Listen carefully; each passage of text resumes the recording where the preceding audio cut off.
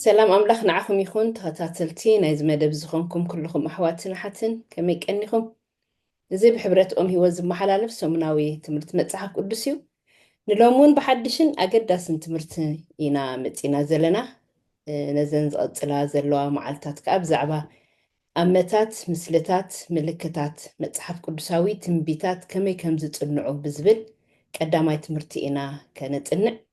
بان لومون حونا إفريمن حونا دانيኤልን يوم مسانا زلو بسم أገልግሎት ሕብረት ኦም ህይወትን بسم ተኸታተልቲ ናይ ዝመደብን ከኣንቋዕ ድሓን መጻኩም ደጊምና ብከምዚ ኣገልግሎት ክንራኸብ ከዓ ፀጋ ኣምላኽ ስለ ዝበዝሓልና ንኣምላኽና ኣዚና ኢና ነመስግኖ እምበኣር ኣገልግሎትና ንምጅማር ጸሎት ክንገብር ኢና እሞ ንጸሊ ሕያዋይን ጻድቕን ዘለኣለማውን ዝኾንካ እግዚኣብሔር ኣምላኽና ነመስግነካ ኣለና ተመስገን ስለ ኩሉ ህያብካን ፍቕርካን ሓልዮትካን ምሕረትካን ንኣምላኽ ነመስግነካ ኣለና ፀጋኻ በዚሑልና ኣብ ቅድሚኻ ክንቀርብ ረዲእካና ኢኻ እሞ ተመስገን ሕጂ ከዓ ጎይታ ንሆነትናትካ ዕዮን ኣገልግሎትን ሒዝና ኣብ ቅድሚኻ ቀሪብና ኣለና እሞ ጎይታ ንስኻ ክትረድኣና ንኩሉ ጎደሎታትና ንስኻ ክትምልእ እቲ ክንብሎ ዝግባኣና ጎይታ ንስኻ ከተቐብለና መንፈስ ቅዱስ ኣብ ማእከልና ክርከብ ኩሉ ነገርና ንስኻ ክትቆፃፀሮ ወኣምላኽ ንፅልሎና ብዘይ በኣኻ ኩሉ ነገር ከንቲ እሞ ወኣምላኽ ንስኻ ኣብ ማእከልና ክትርከብ ብሽም የሱስ ንፅልሎና ንዝሰምዑን ኩሎም ከዓ ጎይታ ንስኻ ልቦም ኣዳሉ ባርኮም ንዓና ከዓ ንበረኸት ክንከውን ርድኣና በደልናን ሓጢኣትናን ኩሉ ይቕረበለልና ክብሪ ኩሉ ንዓኻ ይኹን እዚ ኩሉ ንፅሊ ብጎይታ ብየሱስ ክርስቶስ ሽም ኣሜን ሕራይ እምበር ሎሚ ንሪኦ ኣርእስቲ ኣገባብ ኣፀናንዓ ትንቢት ብዝብል እዩ መእተዊ ጥቕስና ድማ ኣብ ትንቢት ኤርምያስ ምዕራፍ 9 ፍቕዲ 24 እዩ ከምዚ ኸ ይብል ዝሕበንሲ እዚ ባህ ዘብለኒ እሞ ኣነ ኣብ ምድሪ ምሕረትን ፍርድን ጽድቅን ዝገብር እግዚኣብሔር ምዃነይ ብምስትውዓሉን ብምፍላጡን ደኣ ይተሓበን ይብል እግዚኣብሔር እያ ትብል ሕራይ እምበኣር ከም መእተዊ ምእንቲ ክኾነና ነቲ ዝቕፅል መፅናዕትና ከዓ ምእንቲ ፅቡቅ ጌርና ክንዘራረበሉ መእተዊ ናይ ሎሚ ትምህርትና ንእሽተይ ክህበኩም እየ ከም ኩሉ ኣብ መፅሓፍ ቅዱስ ዘሎ ክርስትያናት ብዛዕባ ትንቢቱን ኣይሰማምዑን እዮም ገሊኦምን መፅሓፍ ቅዱሳዊ ትንቢት ምጥፋእ ግዜዩ ኢሎም እዮም ዝኣምኑ እሞ ደኣ ክርስትያናት ብዛዕባ ትንቢታዊ ኣርእስትን ነጥብን ዝበኣሱ እንተደኣ ኮይኖም ክሳዕ ክንደይ ደኣ እዩ ሓቂ ክኸውን ዝኽእል ዝሕዝን ነገር ድማ ገና ኣመንቲ ከም እንራእየ ዮሃንስ ዝኣመሰሉ መፅሓፍቲ መፅሓፍ ቅዱስ ክርድኡኻ ኣይክእሉን እዮም ኢሎም ይሓስቡ ኣብ ክንዲ ዘንብብዎ ይጎስይዎ ሓደ ግዜኦም ብምትብባዕ ናይ ገለገለ ፓስተራት ንትንቢት ምፅናዕ ካብ ትኽፈትሑ ዝኽእል ዘስዕቦ ሽግር ይበዝሕ ኢሎም ይኣምኑ ኩሉ ግዜ ከምኡ ኣይነበረን ኣብተን ቀዳሞት 18 ክፍለ ዘመን ታሪክ ክርስትያናት መብዛሕትኦም ክርስትያናት ምስ መፅሓፍ ቅዱሳዊ ትንቢት ፀገም ኣይነበሮምን ከምኡ ስለ ዝኾነ ከዓ ዘገርም ኣብቲ ቀንዲ መልእኽቲ ናይቶም ትንቢታት ዘገርም ደረጃ ምስምማዕ ነይሩ እዩ ኣብ ቀዳማይ ቆሮንጦስ ምዕራፍ 1 ፍቕዲ 10 እንተደኣ ሪኢና ከምዚ ዝብል ጥቕሲ ኣሎ ግና ኸ ኣሕዋቴ ኣባኻትኩም ክርክር ከም ዘሎስ ብዛዕባኹም ሰብ ቤት ቆልኤ ነጊሮምን ኣለው እዚ ማለት ነፍሲ ወከፍኩም ኣነ ናይ ጳውሎስ ኣነስ እባ ናይ ኣጵሎስ ኣነ ናይ ኬፋ ኣነስ ናይ ክርስቶስ ከም እትብሉ እዚ እየ ዝብል ዘለኹ ኣሕዋቴ ኩላትኩም ሓደ ዘረባ ክትዛረቡ ብሓደ ልብን ብሓደ ሓሳብን ፍጹም ክትጋጠሙ እምበር ምፍልላይ ከይህልወኩም እምዕደኩም ኣለኹ ይብል ኣምላኽ ከዓ ከምዚ ክኸውን እዩ ዝደልዮ እምበኣር ንሎሚ ሓደ መምርሕታትን ቀፃልን ዘተኣማምን መረዳእታ ብዛዕባ ትንቢት ክንርኢ ወይ ከዓ ክንደስስ ኢና እቲ ንሪኦ ናይ ሎሚ ኣርእስቲ እቲ ዘንብብ የስተውዕል ዝብል እዩ መእተዊ ጥቕስና ምእንቲ ክኾነና ኣብ ወንጌል ማቴዎስ ከነንብብ ኢና እሞ ብኡቢልና ሽዑኡ እቲ ዝተዳለወልና ሕቶታት መዘራርቢ ክንርኢ ኢና ማቴዎስ ምዕራፍ 24 ፍቕዲ 15 ንርአ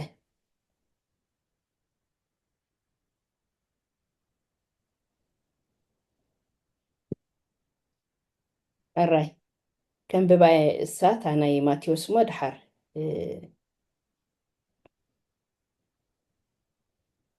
ከምዚ ከዓ ትብል እቲ ብነቢ ዳንኤል እተባህለ ናይ ጥፍኣት ርክሰት ኣብ ተቐድስ ስፍራ ቆይሙ እንተሪኢኹም እቲ ዘንብብ يستوعل يعتبر هراي امبار ኣብ መጽሓፍ ቅዱስና ብዛዕባ እቲ ኣምላኽ ንገዛእ ርእሱ ንምግላጥ ዘለዎ ዕላማይ ወይ ከዓ ዕላማታት እንታይ ይነግረና ዝብል ሕቶ ኣሎ እሞ ኤፍሬም በኣኻ ክጅምር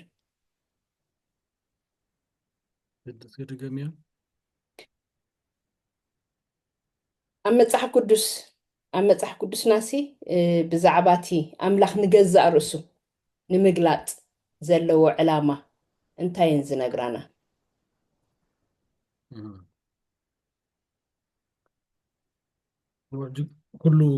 ኩሉ መጽሓፍ ቅዱስ ወይ እተን ኩለንተን መጽሓፍ ቅዱስ ተባሂለን ተጠቕሊለን ዘለዋሲ ኣምላኽ ንገዛእ ርእሱ ክገልጽ ኢሉ ንዓና እንዳሃበን ደብዳቤ ሕጂ ኣብኡ ኣተሓሳስባታት ናይ እግዚኣብሔር ኣሉ ናይ ኣምላኽ ኣባህላታት ባህሪ ኩሉ ኣብኡ ተጠቒሱ ኣሎ ሕጂ መጽሓፍ ቅዱስ ንእግዚኣብሔር ንክገልጽ እዩ ተዋሂቡ ዘሎ ሕጂ እዛ ቀዲማ ቢል ዘንበብክልና ጥቕሲ ናይ ቀዳማይ ቆሮንቶስ ምዕራፍ 1 ቁፅሪ 10 ኩላቶም ሓደ ክኾኑ ዝብል ሓሳብ ጥምረት ናይቲ ሓደ ኣምላኽ ግን ካብ ሰለስተ ኣካል ዝግለጽ ኣብኡ ንረክብ ማለት እዩ እዚ ናይ ወንጌል ማቴዎስ 24:15 ዝተነበበ ንርእሱ እቲ ብነቢ ዳንኤል እተባህለ ናይ ጥፍኣት ረኽሰት ኣብታ ቅድስቲ ምኸሞ እንታይ ይደል እቲ ዘንብብ የስተውዕል እንታይ ከስተውዕል ሕጂ እግዚኣብሔር ኣብ ሕጂ ኮይኑ ብዛዕባ ናይ መጻኢ ክነግር ከሎ ዝዛረቦ ነገራት እንድዩ ሕጂ መጽሓፍ ቅዱስ ብመሰረቱ ንእግዚኣብሔር ባዕሉ ገዛእ ርእሱ ንክገልጽ ዝተጠቕመሉ ግን ከዓ ብናይ ባህሪ ብናይ ባህሊ ናይ ደቂ ሰባት ከምቲ ቃል ኣምላኽ ዝብሎ ቅዱሳት ሰባት ብመንፈስ ቅዱስ ተመሪሖም ዝፀሓፍዎ ዳእምበር ካብ ፍቓድ ርእሶም ኣይኮነን ሕጂ ንባህሪ ናይ ኣምላኽ ብደቂ ሰባት ብባህሪ ወይ ከዓ ብባህሊ ናይ ደቂ ሰባትን ብቋንቋ ናይ ደቂ ሰባትን ባዕሉ ብዘንፈሶ ወይ ከዓ ብዝነፈሶ መንፈስ ቅዱስ ብዝነፈሶ መንገዲ እዚ ኩሉ እንታይ እዩ ዝጥቀም ዘሎ እንድሕር ኢልናስ እግዚኣብሔር ንገዛእ ርእሱ ክገልጽ ከሎ እዩ ሕጂ መጽሓፍ ቅዱስ እዚ ዝነግረና ማለት እዩ ሕጂ ኣብኡ ክንጥንቀቐሉ ዘለና እዚ ፋሕጨን ገራሕካ ምንታይ መፅኡ እንድሕር ኢልካ ካብዚ ዝመፅእ እቲ ዘንብብ የስተውዕል ይብል ኣሎ ሰኣን ዘሰኣን ምስትውዓል እዩ እምበር እግዚኣብሔር ብቃሉ ገይሩ መንነቱ ገሊጹ እዩ መጽሓፍ ቅዱስ ከዓ እዚ ዝገልጽ ዘሎ ብዘይ ሕብእብእሲ እግዚኣብሔር ባህሪኡስ ገሊጽልና እዩ ዝብል መረዳእታ እዩ ዘለና ኣነ ኣራይ መጽሓፍ ቅዱስ ከም ምናልባት ደገፍ ምእንቲ ክኾነና ንሰማዕቲ ከዓ ብሩህ ክኸውን እስከ ገለ ካብ መጽሓፍ ቅዱስ ተተጠቕሱ ጽቡቕ ነይሩ ምናልባት ክሳብ ትሓስብ ንዳኒ ክህቦ ዳኒ ናባኻ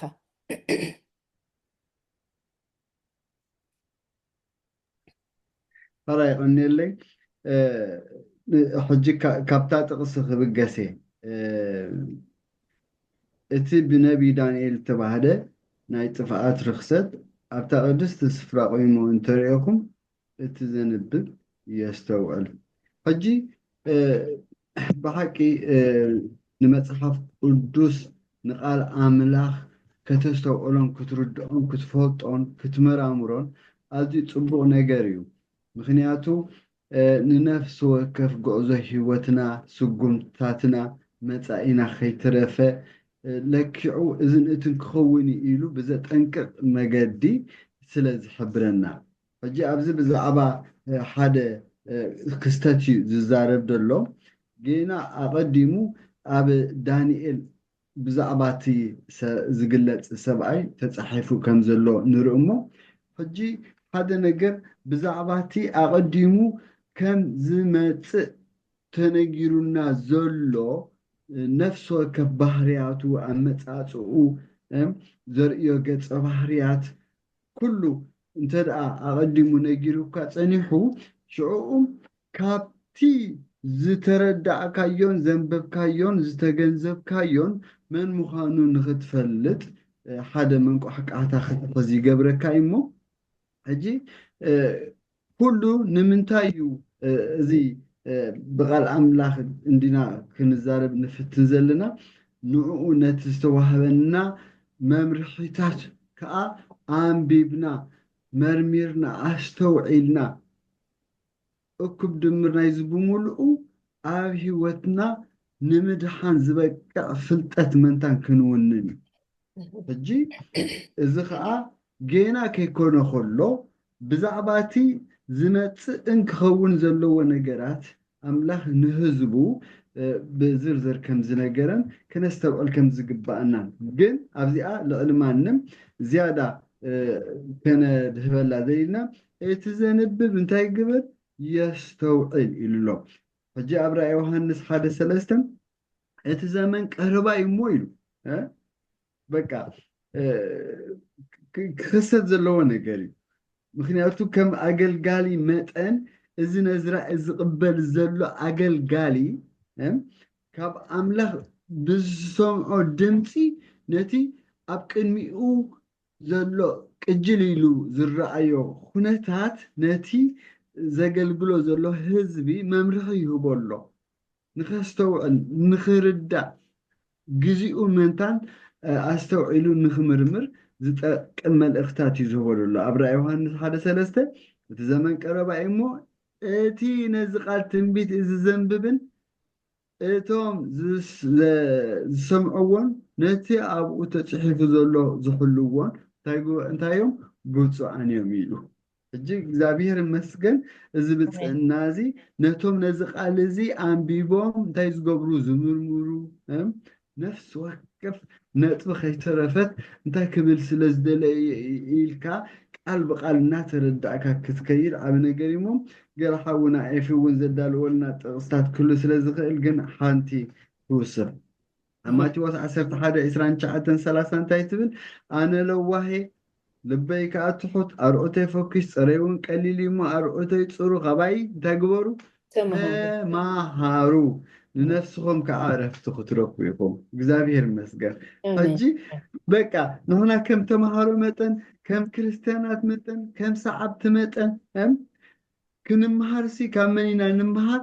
ካብ ክርስቶስ ኢና ንምሃር ካብ ዋና ካብቲ ነዛ መፅሓፍ እዚኣ ዝደረሰ ዋና ናይዛ መፅሓፍ ከዓ በዓሉ ክርስቶስ ስለዝኾነ ሕጂ ንዕኡ መርሚርና ንዕኡ እናንበብና ካብኡ ንወስዶ ወይ ንቆስሞ ነገር ኣሎ ኣቐዲምኪ ዝሓተትክዮ ኒኤፊ ብተመሳሳሊ ኣነ ገለ ቁርተይ ካብኡ እንታይ ክንግንዘብ ንፍትን እዘን ቃላት እዚኣተን እዘን ኣብዛ መፅሓፍ እዚኣ ተፅሒፈን ዘለዋ ነፍሲ ወከፍ ኣባህላ እዚ ንምድሓና እንድዩ ክርስቶስ ካብ በዓሉ ኣብዛ ምድሪ ኣብ ዘገልግለሉ ዝነበረ ግዜ ኢልዎም ነቶም ካልኦት እዘን ፅሑፋት እንታይ ትገብርውን ኣለኹም ኢልዎም ትምርምርወን ኣለኹም ንሳተን ግን ብዛዕባ መን እየን ዘረባ ሕጂ ኣብ ሓንቲ ግን ዘስመረላ ነገር ኣላ ሂወት መንታን ክትረኽቡ እዩ ሂወት ቃል በቃላ ነዘን ፅሑፍ እንታይ ትገብርዎን ኣለኹም ትመራምርዎን ኣለኹም ንሳተን ግን ብዛዕባ እየን ዝዛረባ እዮም ሕጂ ሂወት ካብ ገዛ ርእሱ ካብ ባዕሉ ካብ ዋና ደራሲ ካብ ክርስቶስ ከም ዝኾነ ስለዚ ሕጂ እንተ ደኣ መርሚርናዮ እንተ ደኣ ክነፅንዖ ፈቲና ከመይ ኣሎ እዚ ግዜ እዚ ብዛዕባ እንታይ ኣሎ ዝተባህለ ኢልና ነፍሲ ወከፍ ኣብ ቃል ኣምላኽ ዝተባህለ ነገር ከም ዘሎ ሓሲብና እንተ ደኣ ክንግንዘብ ፈቲና እዚ ዓብይ ብፅዕና እዩ በዚ ከምዚ ከዓ ኣምላኽ እዚ ነፍሲ ወከፍና ዘርሓቦ ናይ በረከት ኣፍ ደገ እዩ ፅቡቅ ዳንሓዊ ኣምላኽ ባርኽካ ምናልባት ኤፌን ድሕር ጥቕሲ ኣብ እምሮኻ መፅያ ሕጂ እቲ እግዚኣብሔር ሲ ሕጂ መመላእታ ክገብረሉ ኣብ ኤርምያስ 20 قطر 9 قطر 23 انت 23 انبيب كا 24 انبيب كا دقا يكون أين بكون 24 كن وسخا ግን ምትክትሓዘልና ምእንቲ ኤርምያስ ምዕራፍ 9 غاب 23 24 ጥበበኛ በጥበቡ አይተሐበን ኃያል ከዓ በኃይሉ አይተሐበን ሃብታሙን በሃብቱ አይተሐበን ይብል እግዚአብሔር ይብል ዳሕራይ ዝሕበንሲ እዚ እዩ ባህ ዘብለን እሞ ኣነ ኣብ ምድሪ ምሕረትን ፍርድን ጽድቅን ዝገብር እግዚአብሔር ምዃነይ ብምስትውዓሉን ብምፍላጡን ደኣ ይተሐበን ይብል እግዚአብሔር ሕጂ ከምዚ እንዲና ንብል ሕጂ እግዚአብሔር መንፈስ እዩ እዚ ኩሉ ሰብ ድሰማዓሉ ኮይኑ ይስማዓኒ ማለት እዩ ብፍላይ እዚ ክርስቲያን እግዚአብሔር መንፈስ እዩ ሕጂ እዘን ጽሑፋት እዚኣተን ከዓ መንፈስ እየን ሕራይ ንሕና ኸ እንታይ ኢና መንፈስ ኣይኮንና ስጋ ኢና ሕጂ ንቃል እግዚአብሔር ብኸመይ ትርድኦ ንቃል እግዚአብሔር ከዓ ቀዲምና ክንብሎ ፀኒሕና ብመንፈስ ቅዱስ ተመሪሖም ዝፀሓፍዎ እዩ ሕጂ ደቂ ሰባት ንመፅሓፍ ቅዱስ ንክንርድኦ እንተ ደኣ ኮይና ብስጋ ደይኮንና ክንርድኦ ዘለና ወይ ከነንብቦ ዘለና ወይ ብናትና ፍልጠት ብናትና ጥበብ ደይኮንና ከነንብቦ ዘለና እግዚአብሔር እንታይ እዩ ዝብል ዘሎ ሕጂ ኣነ እግዚአብሔር ምዃነይ ብምስትውዓሉን ብምፍላጡን ደኣ ይተሓበን ንብል እምበር ብጥበብካ ኣይኮንካን ክትርድኦ ትኽእል ሕጂ ኣብ ዓለም ሽግር ፈጢሩ ደሎ ብናቶም መረዳእታን ወይ ድማ ብዘበናዊ ኣባህላ ብፍልስፍናዊ ኣባህላን ኣካይዳን ንመፅሓፍ ቅዱስ ክትርጉሙ ክፍትኑ ከሉ በኋላ ኣዘራርባ እንታይ እዮም ዝብሉ ዘሎ ነቲ መንፈስ ዝኾነ ኣምላኽ ብስጋ ናይ ደቂ ሰባት ክምርምርዎ እዮም ዝፍትኑ ዘሎ ካል ኣምላኽ ከ እንታይ ይብለና እግዚአብሔር መንፈስ እዩ ኣራይ ወዳጀ ክብል ከሎ ከዓ ንዝክሮ ኢና ወዳጀ ዓሙቕ ኣምላኽሲ ይብል ሕጂ እቲ ድምርምር ነቲ መዓሙቕ ድምርምሮ ባዕሉ መንፈስ እቲ መንፈስ ኣምላኽ ደኣ እምበር ደቂ ሰባት ክምርምርዎ ከምዘይክእሉ 4 ነጥቢ ገይሩሉ ኣሎ ሕጂ ነቲ ባዕሉ እቲ መንፈስ ዝኾነ ኣምላኽ ነቲ ብመንፈስ ቅዱስ ተመሪሖም ደቂ ሰባት ዝፀሓፍዎ ፅሑፍ ንኸነንብቦ እንተ ደኣ ኮይና ሕጂ ብስጋ ደይኮነ ብጥበብካ ደይኮነ እዩ ዝብል ዘሎ ብጥበብ ሓደ ጥበበኛስ ብጥበቡ ኣይመካሕ እቲ ሓያል እውን ብሓይሉ ኣይመካሕ ብኸምኡ ክትርድኦ ኣይትኽእልን ኢኻ ክትበፅሖ ኣይትኽእልን ኢኻ ብኸመይ ዳ ኢኻ ክትበፅሖ ትኽእል እቲ ሐዋርያ ጳውሎስ ክዛረብ ከሎ እቲ ኣብ ክርስቶስ ዝነበረ ሓሳብ ኣባኹም ይሃልኹም ከመይ ገይሩ እንታይ ማለት እዩ ሕጂ ንስኻ ሮሜ ምዕራፍ 8 ማለት እዩ እቶም ብክርስቶስ ዘለዉ ኩነኔ የብሎምን ምስ በለ እንታይ ዝብል እቶም ብመንፈስ እምበር ብስጋ ዘይመላለሱ ኣብ ክርስቶስ ዝነብሩ ኩነኔ የብሎምን ሕጂ ብመንፈስ ቅዱስ ኣቢሉ ክርስቶስ ኣባና ምስ ዝገሃድ ነቲ መንፈስ ዝኾነ ኣምላኽ ዝፀሓፎ ፅሑፍ ክንርድኦ ንኽእል ከነስተውዕሎ ንኽእል ሕጂ እግዚአብሔር ሲ ንገዛእ ርእሱስ ክገልፀልና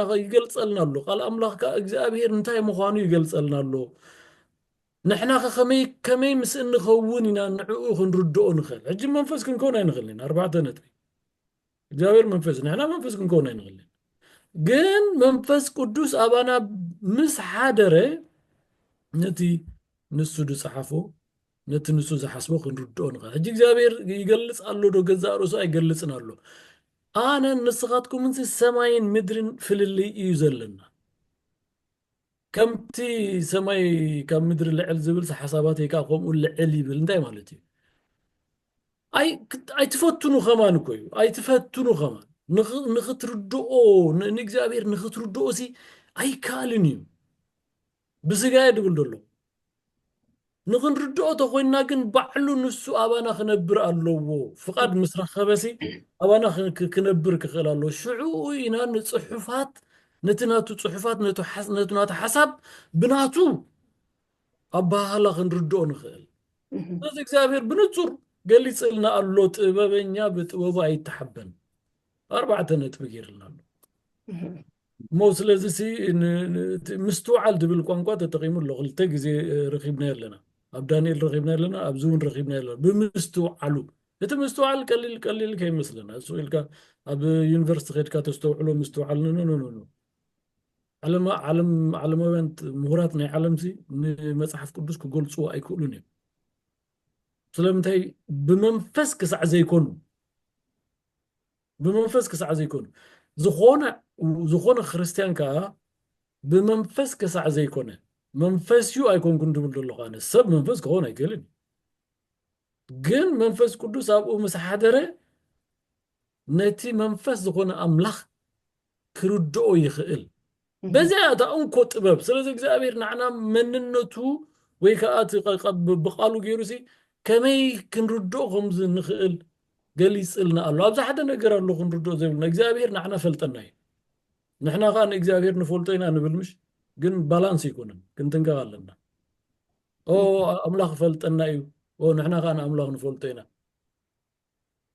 ሓሶቲ ወይ ከ እንታይ ባላንስ ይኮነን نحنا خندينا ناي أملاخ نفلت بزعبا أملاخ كندي نفلت إجابير جن 100% بزعبا نفلت بزعبا علم نفلت بزعبا مساينا نفلت بزعبا حلفنا نفلت بزعبا كله نجار يفلت نعلم كأ بمستو عالي دمر حزلو بمستو علو يزمر حدلو هذا غفتي زجر مستو علنا نحنا قلنا أملاخ كندينا نفلت او املاخ فلتني وانا غافلتي بالانس دي ناتن فلتت نو نو ايكون سوزي كنت نقالنا بخمزي خا نتنبيت كتنبو زلكا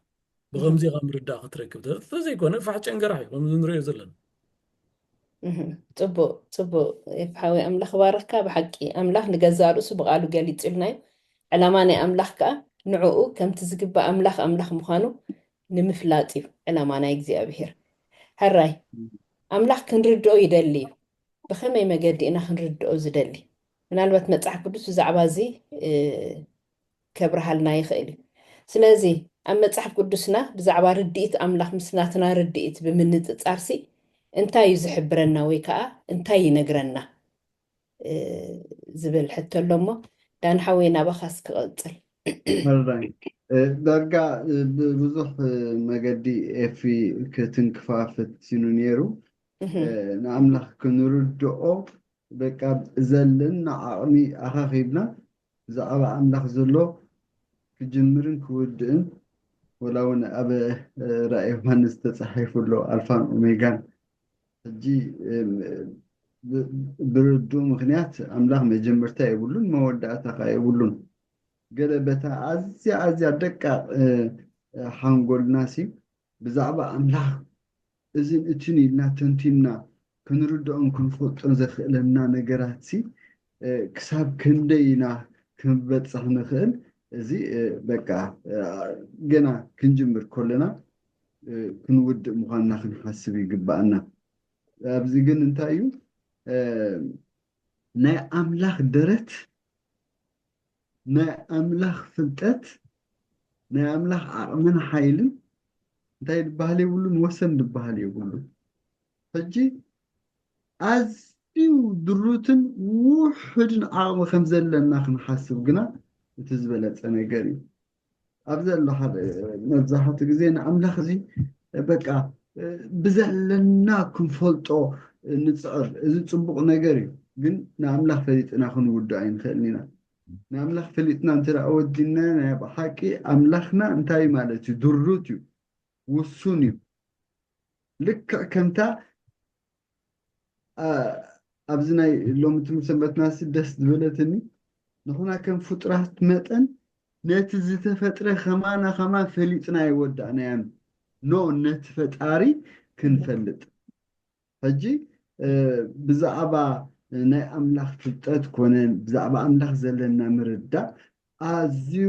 ውሱን ምዃኑ ካብ ምርዳእ ተበጊስና ግን እቲ ክንፈልጦ ዝግባአና ክንፈልጦ ከዓ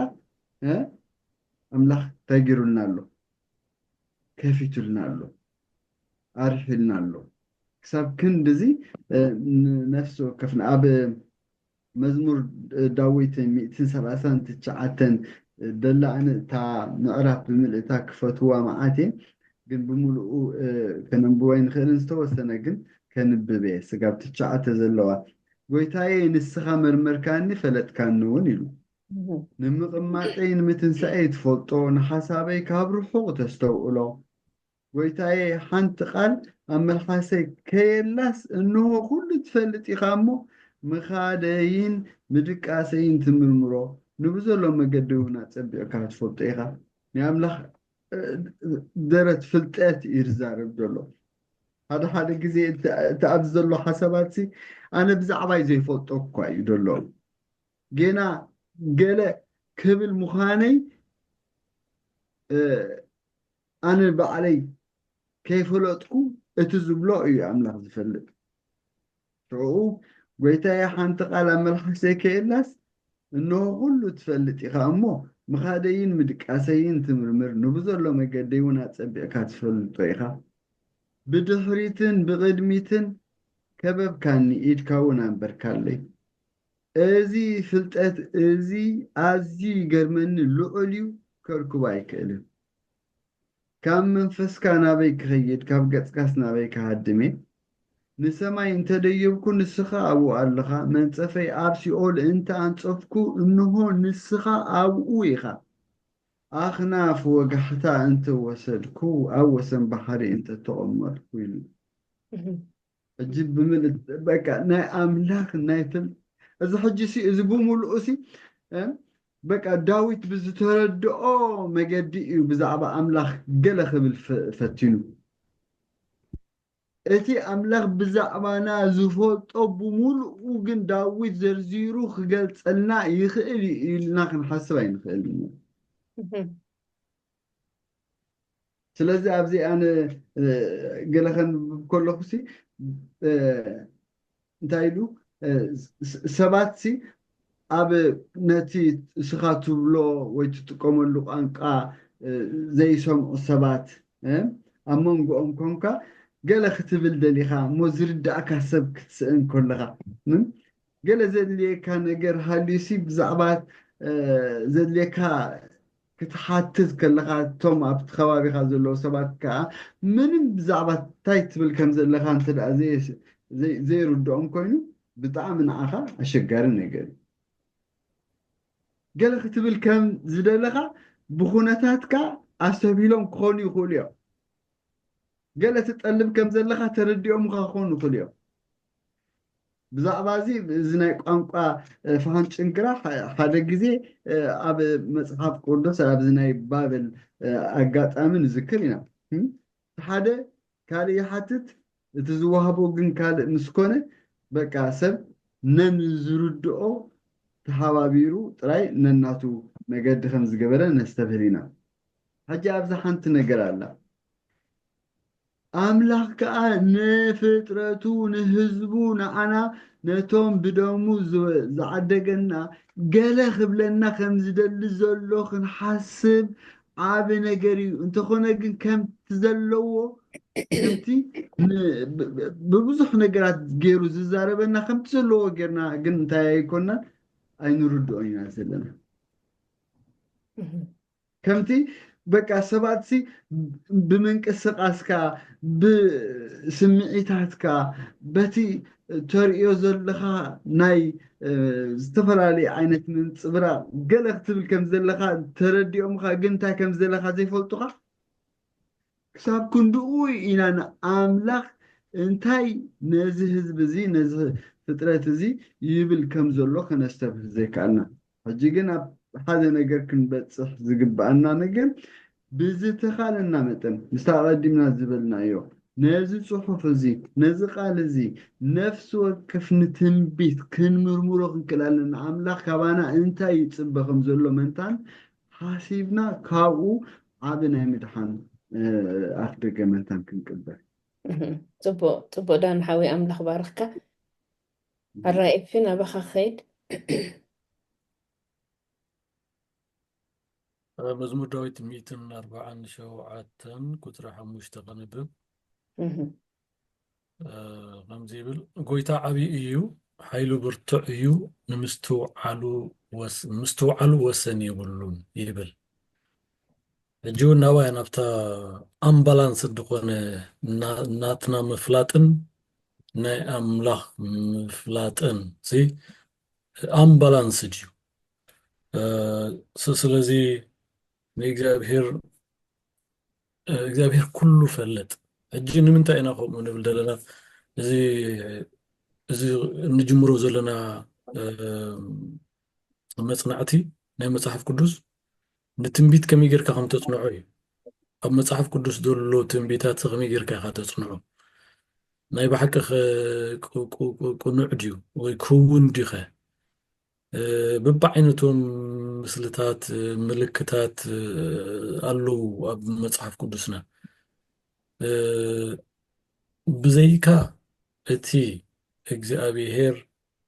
ባዕሉ እንተዘይገሊፅልካሲ ክትርድኦ ናይ ትኽእል ኒኻ ናይ በዓል ትንቢት ዳንኤል ይኹን ራእይ ዮሃንስ ይኹን ገሊኦም ናይ መጽሓፍ ቅዱስ ተማሃሮ ወይ ሊቃውንቲ 25 ክሳብ 30% ናይ መጽሓፍ ቅዱስ ትንቢታዊ እዮም ዝብሉ ሕጂ ከመይ ጌርካ ኢኻ ነዚ ትርድኦ እዩ ሓቂ ዲኸ ወይስ ዘዘሊልካ ዲኻ ክትከይድ ንምንታይ ዳኸ ተጻሒፉ ሕጂ ምስትውዓል ናይ እግዚአብሔር ወሰን የብሉን ክንብል ዝድርኸና ደሎ ናትና ድሩትነትን ናይ እግዚአብሔር ወሰን ዘይብሉ ኣምላኽ ምዃኑን ክነወዳድሮ ኣለና ሕጂ ነዚ ምስ ፈለጥካ እቲ ብመንፈስ ቅዱስ ዝተጻሕፈ ጽሑፋት ከዓ ባዕሉ መንፈስ ቅዱስ እንተዘይገሊጽልካ እቲ ምስትውዓል ወሰን ዘይብሉ ኣምላኽ ደረት ዘይብሉ ኣምላኽ ንሱ ባዕሉ እንተዘይገሊጽልካ ብኢደ ዋኒንካ ብኢደ ብፍልጠትካ ብጥበብካ ብትምህርትካ ክትበጽሖ ከም ዘይትኽእል ወይ ድማ ስለዘይተረዳእካ ጥራይ እቲ ናይ እቲ ትንቢታት ኣብ መጽሓፍ ቅዱስ ዘሎ ንዓኻ ስለዘይተረዳእካ ጥራይሲ እዚ ኣይከውንን እዩ ኢልካ ጎሲኻዮ ክትከይድ ከምዘይግባእካ ክንፈልጥ እንታይ ደኣ ናብቲ ኩሉ ዝኽእል ኣምላኽ ክንመጽእ ከም ዘለና እንተ ወይ ዳኒ ደንብባ ዝነበረ ናባይ ንዑ ካባይ ተምሃሩ ዝብላ ደሎ እዚያ በቃ ሕጂ እዚያ ጥራይ ክትገብር ደለካ ነዚ ኢና ሕጂ ምስትውዓል ናይ ኣምላኽ ወሰን ከም ዘይብሉ ክርዳእና ፍልጠት ናይ ኣምላኽ ወሰን ዘይብሉ ምዃኑ ንሕና ከዓ ድሩታት ግን ብመንፈስ ቅዱስ ምስ ተመላእና እቲ ክርስቶስ ዝነበረ ሓሳብ ይህልወካ ማለት እዩ ስለዚ ትሑት ትኸውን ሽዑ ንኣምላኽ ትርድኦ ማለት እዩ ሽዑ ንኣምላኽ ምርዳእ ማለት እንታይ ማለት ነቲ ንሱ ዝጽሕፎ እውን ትርድኦ ማለት እዩ ንስኻ ዓቕሚ ብልካን ክትርዳእ ደቂ ሰብ ሕጂ ኣብ ሕንፍሽፍሽ እትይዎም ዘሎ እዚ እዩ ኣብ ክንዲ ትሕት ዝብሉ ብፍልጠቶም ንነገራት ባዕሎም ክገልጽዎ ክሸራርፍዎ ክጅምሩ ከለዉ ዝፍጠር ፀገም እዩ ከምታ ዕንቶ የምእተው ዘንበብ ክልና ሕጂ ክርስቲያናት ክነሶምሲ ብትንቢት ኣይሰማምዑን ኣለዉ ሕጂ ኣይንሰማምዐን ኣለና ስለምንታይ እንድሕር ኢልካ ናብቲ ኩሉ ዝኽእል ኩሉ ዝፈልጥ ኣብ ኩሉ ዝነብር ምስትውዓል ወሰን ዘይብሉ ኣምላኽ ክንቀርብ ስለ ዘይከኣልና እዩ ባዕልና ብፍልጠትና ክምእማእካ ከምዚ መጽሓፍ ቅዱሲ እንታይ እዮም ዝብሉ እዞም ዓድና ምስላ ዓድናይ ዓድና ክውዕየካ ብማንካ ክዘሕለካ ከዓ ብኢድካ መጽሓፍ ቅዱስ ከምኡ ይኮነን ቃል ኣምላኽ እዩ ዝድርበኻ የብሉን ሕጂ ዘዝጥዕመካ ወሲድካ ዘዘይጥዕመካ ክትገድፎ ምልኣት የብሉን ስለዚህ እግዚአብሔር ዝብለና ደሎሲ እዚዩ ብትንቢታት ገይሩ ክዛረበና ከሎሲ ንትንቢታት ምስትውዓሉ እንተዳእሲእና ንጸሊ ኣባላ በቃ ኣባላ ኣብታ መጽሓፍ ቅዱስ ኣላ ምዝንጣል ናይ ጥቕስታት ወይ ከዓ ምሽርራፍ ናይ ጥቕስታት ኣብ ዘብፅሓና የብሉን ንኽብለና ኢሉ እዩ እግዚአብሔር ምስትውዓሉ ወሰን የብሉን ክብለና ንጅምር ደሎ ዳዊት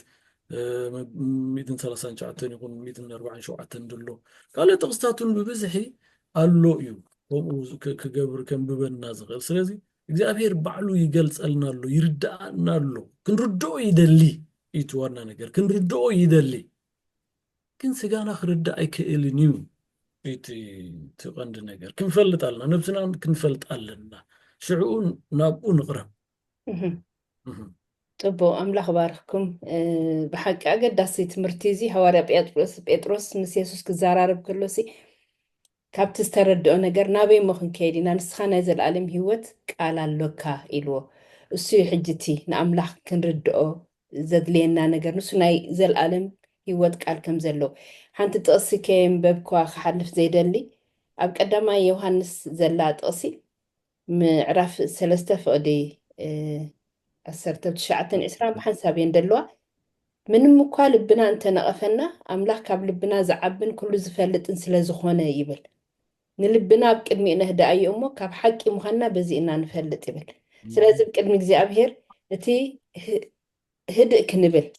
ልብና ከነህድኦ ከም ዝግባአና ንሱ ከዓ ካብ ኩሉ ዝዓብን ኩሉ ዝፈልጥን ምዃኑ ከዓ እዚ ከዓ ሓደ ካብቲ ንኣምላኽ ክንርድኦ ዘለና ነገር ምዃኑ እዩ ዝነግረና እሞ ኣምላኽ ባርኽኩም ግሩም ዝኾነ ቃል ሓሳብ ኢኹም ትቡና ዘለኹም ሓደ ግዜ ሰባት ኣዚና ንሽገር ኢና ካብቲ እቲ ንፈልጦ ንገብሮሲ ዘይንፈልጦ ኢና ክንገብር በቃ ኣብኡ ግዜ ከነጥፊ ኢና እንደሊ ስለምንታይ ይኾምኡ ዝኸውን ማለሲ ስለምንታይ ኢና ካብ ኣብቲ እንፈልጦ ነገር ነተኩርሲ ኣብቲ ዘይንፈልጦ ነገር ግዜና እነጥፍእ እስኪ ብዚኣ ንእሽተይ ሓሳባት እንተትህቡና ጽቡቕ ነይሩ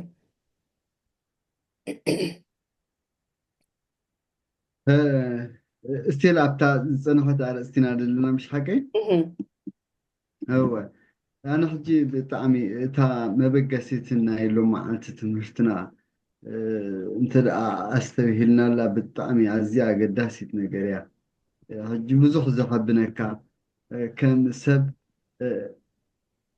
فلات زبلكا ولو أبحانتي حلفي لنا بروفيسورات كيتروفو أب يونيفرسيتي بزعبا تأمل صحف قدس دلو تاريخ هيوت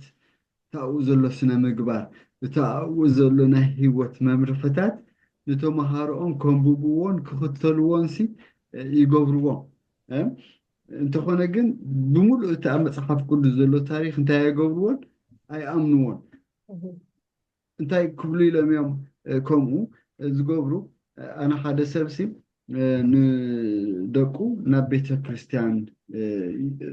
كم زواسدوم نيجروني قال قرب تاينا مصحف قدس أنفت كم زلوا وحاسي بس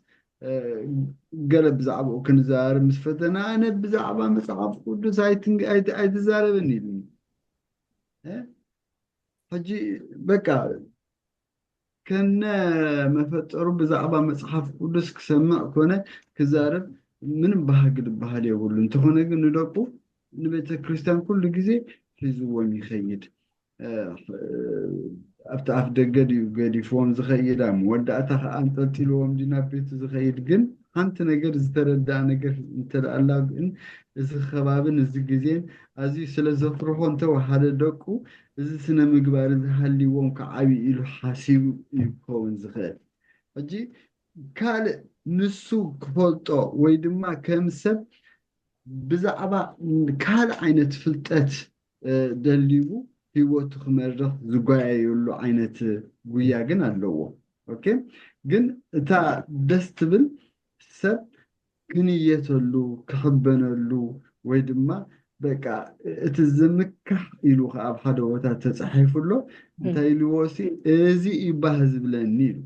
سخاء أنا أمدري محرتن فردن صدقن زجبر إجزابير مخاني بمستوعلون بمفلاتون دا أي تحبن يبل إجزابير زين عبيتي فلتاتين عزين وسنت زخونا نهيوتنا بملؤ كستايدة ذات حزانين أبقى الأملا ንጉስ ሰሎሞን እንታይ ኢሉ መጀመርታ ጥበብ ኢሉ እንታይ እያ ፍርሃት እግዚአብሔር ሕጂ መጀመርታ ጥበብ ክብል ከሎ ጥበብ ማለት እንታይ ማለት እዩ ፈላጥ ምዃን ማለት እዩ ብዙሕ ዘይተኣደነ መእተዊኻን መውፅኢኻን ትፈልጥ ዘሎ ዘበለ ኩሉ እዛ ምድሪ እዚኣ ናይ ዓይነት ሲስተም ከም እትጥቀም ምርዳእ ማለት እዩ ኦኬ እዚ ብምሉኡ ሰባት ካልኦት ክህልዎም ይኽእል እዩ ካብዝን ዝያዳ ከማን ሰባት በቃ ነዚ ናይዛ ምድሪ እዚኣ ዘሎ ኩሉ ነገር ተፈላሲፎም ክዝርዝርዎን ክትንትንዎን ስጋብ ዝኽእሉ ብቕዓት ዘለዎም ክኾኑ ይኽእሉ እዮም እታ ቀዳመይቲ ጥበብ ግና ምስ ምፍራህ እግዚአብሔር ወይ ድማ ምዛኸ ንምባ ፀናሓና ኣነ ኣብ ምድሪ ምሕረትን ፍርድን ጽድቅን ዝገብር እግዚአብሔር ምዃነይ ብምስትውዓልኩም ወይ ብምፍላጥኩም ደኣ ተግበሩ ተሓበኑ ካብዚኣ ተዓቢ ካብዚኣ ተኸብን ካብዚኣ ፊንዮ ዝኸይድ ናይ ዘለኣለም ሂወት የለን ኣሜን ኣሜን ዳንሓወይ ኤፍል ዝትውስኾ ኣለካ ድዩ እወ ማለት ሓደ ሓደ ግዜ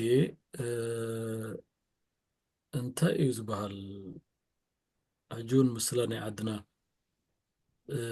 ዝሓለፋ መፃ መጎጎ ዝወቕራ በሃል ሕጂ መጎጎ ኣይውቀርኒ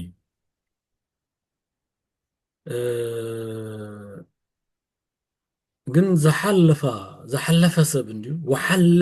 ትውሕሉ ንኡሲ ኣነ ወሓለ እሞ ግደፈኒ ኢሉ መጎጎ ክወቅር ዝረኣዮ ሰብ እዩ ዝሓለፋ መፃ መጎጎ ዝወቕራ ኣብ ቃል ኣምላኽ ከምኡ ኣሎ ዝሓለፉ ይመፁ እሞ መጎጎ ይወቕሩ መዲድ ዝውቀር እምበር መጎጎ ይውቀርኒ ምህቋቕ ዝበሃል ቋንቋ ኣሎ መጎጎ ይህቆቕ እዩ ሕጂ ናብና እንታይ ዝበሃል ንምፃእ ናብ የሱስ ንምፃእ የሱስ ሙሉእ ፍፁም ሰብ ፍፁም ኣምላኽ እዩ ከመይ ገይሩ ከምኡ ኣይንፈልጥን ኢና ድፈልጦ ሰብ የለን ቃል ኣምላኽ ግን ከምኡ ኢሉ ኣሎ ፍፁም ሰብ ፍፁም ኣምላኽ ክትኣምን ጥራይ ዘለካ ነቲ ክትፈልጦ ኢኻ ክትፈልጦ ዘለካ እምበር ነቲ ዘይትፈልጦ ኪንኡ ኸይድካ መጎጎ ክትወቅር ኣየድለየካን እዩ በበቃ ንሱ እዩ በቃ ኣምላኽ ፍቕሪ እዩ ፍቕሩ ክገልፀልና ከዓ ናብ ምድሪ ሰብ ኮይኑ ተገሊፁ ቀዳማይ ጢሞቴዎስ 3:15 ወይ 16 ዘሎ ማለት እዩ ምስጢር ኣምልኾ ኣምላኽ ከመይ ገይሩ ሰብ ክኸውን ከም ዝኾነ ግን ርኢና ኣለና ሕጂ በቲ ትፈልጦ ምንባር ክንደይ ሰናይ እዩ ኣብቲ ትፈልጦ ከተተኩር ኣብቲ ትፈልጦ ንምድሓንካ ዘገድሰካ ነገር ኣብኡ ክትዓስል ፅቡቕ ነገር እዩ ፍቓድ ኣምላኽ እዩ ኪንኡ ኸይድካ መጎጎ ክትወቅር ምድላይ ግን ሕልፍ ዝበለ እዩ ዝገብረካ እቲ ሕልፍ ዝበለካ ጥበብ ኣይኮነን ወይ ፍልጠት ኣይኮነን ወይ ምስትውዓል ኣይኮነን ስለዚ ንምድሓና ዘድልየና ብዙሕ ነገር ተዋሂብና ኣሎ ግሉፅ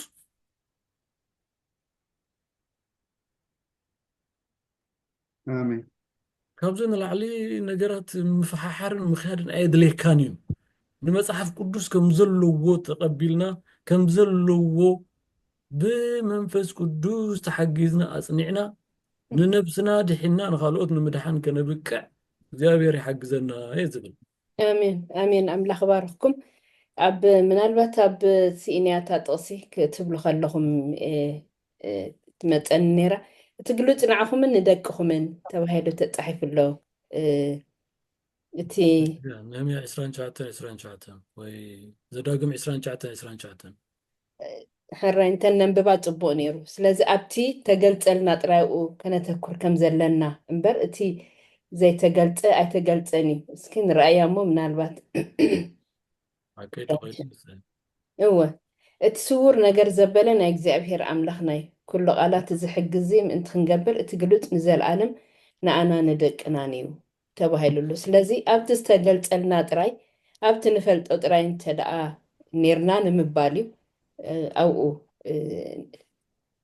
ብዙሕ በረኸት እንረኽበሉ ወይ ከዓ ብዙሕ ምግላፅ እንረኽበሉስ ኣብቲ እንፈልጦ ነገር እዩ ግዜናስ ኣብቲ ዘይንፈልጦ ነገር ክሳራ ጥራይ ክኾነና ዝኽእል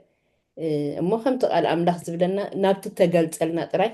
እንተነተኩር ፅቡቅ እዩ እሞ ኣምላኽ ባርክኩም ዳንኤል ኣብ ትንቢት ዳንኤል እንታይ ተባሂሉሎ ነዘን ቃላት እዚአን ሕተመን ዝብል ፅሑፍ ኣብኡ ንረክብ ኢና እስከ ሕጂ ክልተ ጥቕስታት ካብ ትንቢት ዳንኤልን ካብ ራእይ ዮሃንስን ከነንብብ ኢና ኣብ ዳንኤል ምዕራፍ 12 ፍቅዲ 4 ሓዲኹም ከዓ ራእይ ዮሃንስ 22:10 ነንብበን ራእይ ዳንኤል ምዕራፍ 12:4 እንታይ ትብል ንስኻ ግና ኣታ ዳንኤል ክሳዕ ዘመን መወዳእታ ነዘን ቃላት እዚኣተን ቁፀወን ነዛ መፅሓፍ እዚኣ ከዓ ሕተማ ብዙሓት ክምርምሩኣዮም ዝተውዓል ድማ እናወሰኸ ክኸይድ እዩ ራእይ ዮሃንስ 22:10 ድማ እቲ ግዜ ቀረባ እዩ እሞ ንቃል ትንቢት እዚ መፅሓፍ እዚ ኣይትሕተሞ ኣጀ ክልተ ነገር ኢና ርኢና ዘለና እሞ ኣምላኽ ኣብዚ ንዳንኤል እንታይ እዩ ነጊርዎ ነዚ ነገር እዚ ከዓ ምስቲ ናይ ኣብ ራእይ ዮሃንስ ዘሎ ሓሳብ ብኸመይ ኢና ከነነፃፅሮ ወይ ከዓ ከነረኣዮ ንኽእል እስኪ ሓራይ ዳኒ ወይ ሓዲኹም ራይ እንሱ ክዛረብ ስለዝፀንሐ ኢለ እሺ ኦኬ ሕጂሲ እዚኣ ኣብኣን ኮላ ከምታ ተባሂላታ ዘላ እንተደኣ ወሲድናያ ፅቡቅ እዩ ብፍላይ ኣበነይቲ ምዕራፍ ከዓ ተባሂላ ምስቲ ቅድሚኡን ድሕሪኡን ዘሎ ሓሳባት ናይቲ ዳንኤል እዚ መምርሒ ዝተቐበሎ ጌርና ክንወስዶ ፅቡቅ እዩ ሕጂ ናይ ዳንኤል ወለዶን ወይ ድማ እቲ እሱ ዝነበረሉ ጀነሬሽን ትመዋእል ድሓራይ ከዓ ራእይ ዮሃንስ ከዓ ከምቲ ኣብ 22 ቁፅሪ 10 ሓውና ኤፊ ዘንበበልና እቲ ግዜ ቀረባ እዩ ኢሉ ሽዑ ንቃላት ትንቢት እዚ መፅሓፍ እዚ እንታይ ትግበሮ ኣይትሕተሞ ክልተ ዝተፈላለየ መምርሒታት ኢና ኣብዚ ንርኢ ዘለና ንዳንኤል እቲ ነዘን ቃላት እዚኣተን እንታይ ግበርን ኢልዎን ቆፀወን ነዛ ከዓ መፅሓፍ እዚኣ ከዓ እንታይ ግበራ ሕተማ ኢልዎ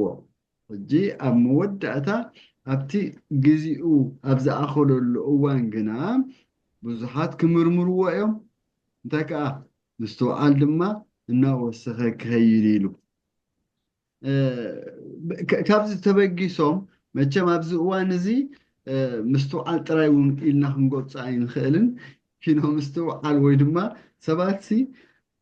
ገለ በፂሖሞ ደለዉ ፍልስፍናን ደረጃ ናይ ቴክኖሎጂን በቃ እዚ ደኣ ከምዚ እንዲ ኢልካ ተንቲንካ ክትገልፆ ስጋብ ዘይትኽእል ወይ ድማ ነቲ ንሳቶም በፂሖሞ ደለዉ ፍልጠት ንክትበፅሕ ሜቢ ዲግሪታት ክትፅዕን ኣለካ ኢልካ ስጋብ ትሓስብ ዝገብር ነገራት እዩ ሕጂ ከምደኾን ነዚ ዶ ይብል ሁሉ ኢሎም ሰባት ስጋብ ነዚ ሕጂ ተበፂሑ ዘሎ ገይሮም ዝርድኡ ኣለው ግን ብመሰረቱ ኣበየናይ እዋን እዩ ከምቲ ቀዲመ ክብሎ ፀናሕኩ ኣበየናይ እዋን እዩ ዳንኤል ነዚ ነገር እዚ ገዚኡ ስጋብ ዝኣክል ነቲ እዋን እቲ ዝኸውን ንዑ ዝተመደበ ስለ ዘሎ ስጋብ ሽዑኡ እንታይ ግበሮ ኢልዎ ቆፀቦ ኢልዎ ኣነ ብጣዕሚ እዚኣ ደስ ትብለኒ እዚ ናይ 1260 መዓልታት ወይ ድማ 42 ወርሒ ኣብ ካልእ ከዓ ዘመንን ዘመናትን ፈረቓ ዘመንን ኢሉ ኣብ ዳንኤል ምዕራፍ 7 ካብኡ ኣትሒዙ እናመፀ ዝመፅእ ትምህርታት እንዲዚ ሕጂ ዳንኤል ከም ሰብ ተደናጊሩ بزعبا نتي نسو بزعبا هزبون بزعبا تقدست ختمان كم أجل قالي كم أملاح زقنق سب انتي ناقبر خيد سنة حسابي إنا لمن إنا تسألي أبكن ما أملاح سبكا ببخيات بصوم صلوتن نقربك خيد سنيحو قن أملاح نعو نشعو نتقوى نتتراي زي كوناسي كم أجل قالي وكم باريو متن نتزمت ولو زحسب أملاح كأسل الزلو انتي جيرو بملؤت نقرتي هيبو مسودة دانيኤል ከሰዑ ላይ ካለ ክርዱ አይካለ ንምርዱ ኣዝዩ ዘጨንቕ ኩነታት ኮይኑ ተረኺቡ ስለዚ ዕፀው ኢልዎ ኣብ ዳሕራይ ግዜ ግን እንታይ ክኸውን እዩ ሰባት ምስትውዓል እናወሰኹ ዝያዳ ከዓ ፍልጠት እናደለቡ ስለ ዝኸዱ ንዕኡ ነቲ እዋን እቲ ዝኸውን ግዜ ኢሉ ከም ነገር እሞ እዚ መዓስዩ ተፈፂሙ إذا شحن كل تيميت نصان عامتات بمعلت تباهيلا بتنبيتاو ترجم تقميت أنزلوا عامت حف قدس انتهونا جنا عامتات كم زخنا إذا حجي بزرزر أبزنا حتصير ناي حجي أوان زرزيرنا أبتزمت نامتك ناتمهرنا يو كلمة تسفاي قبر انتهونا جنا دحرزن شحن كلتميتن سنة عمد زي تنبيت زي ناتفتسمه جزيو خانا متسمه سمته تي سب فوتو زلوو نافلت امتيمو ناب كال عين ترجمن رديتن كنكيد ايد لينا دانيال بزعبان تاي تزاريبو ابتوانتي بفلاي ابقل شنخ ام عرف كلته دحريك ام عرف شوعته ዝተዋሃቦ ትንቢታትን መምርሕታትን ምስቲ ኣብ ዳንኤል ምዕራፍ 9 ዘሎ ወይ ድማ ኣብ 12 እውን ዝኸይድ ነገር እሞ ካልእ ከዓ ዝያዳ ፀኒሕና ንምሃሮ ንኸውን ወብርግፅ ክንመፅኦ ኢና ምክንያቱ እቲ ትምህርትና እውን ንከምኡ ዝእምት ስለዝኾነ ሕጂ ግን መእተዊ ኢና ንርኢ ዘለና እሞ ፅቡቅ ዳንሓዊ ኣምላኽ ባረካ ምናልባት ኤፍሬም ኣብዚ ትውስኾ እንድሕር ሃለይካ ከምዚ ዳን ክብሎ ዝፀንሐ ንእሽተይ ንምውሳኽ ዝኣክል ኣብቲ ርእሲ ዳን ዝበሎ እቲ ፍልጠት ክበዝሕ እዩ ዝብል ከምዚ ብዛዕባ ምንታይ እዩ ሕጂ ኩሉ ግዜ ሓደ ሓደ ግዜ እንታይ ድባል እቲ ኮንቴክስት እንዲና ንስሕቶ ኮይና ኮንቴክስት ሲ ታሪካዊ ማዕባብላታት ኣለዉ معست تباهيلو أبينا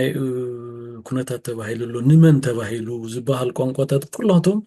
زي مصحف دانيال كتبها له خلاسي بزعبه مصحف دانيال يا تقداي اجي بزعبه مصحف دانيال حتم ما يتباهيلو حتم ما مالت نحجي كونتن دحرقن فلطت كبزحيو زي مشال كاسون كوف زغونه بمنقدي كم زدان غبر صدو تصنحه وفلطت نير لك عنده بتصيحو قرمتها تلك تكنولوجي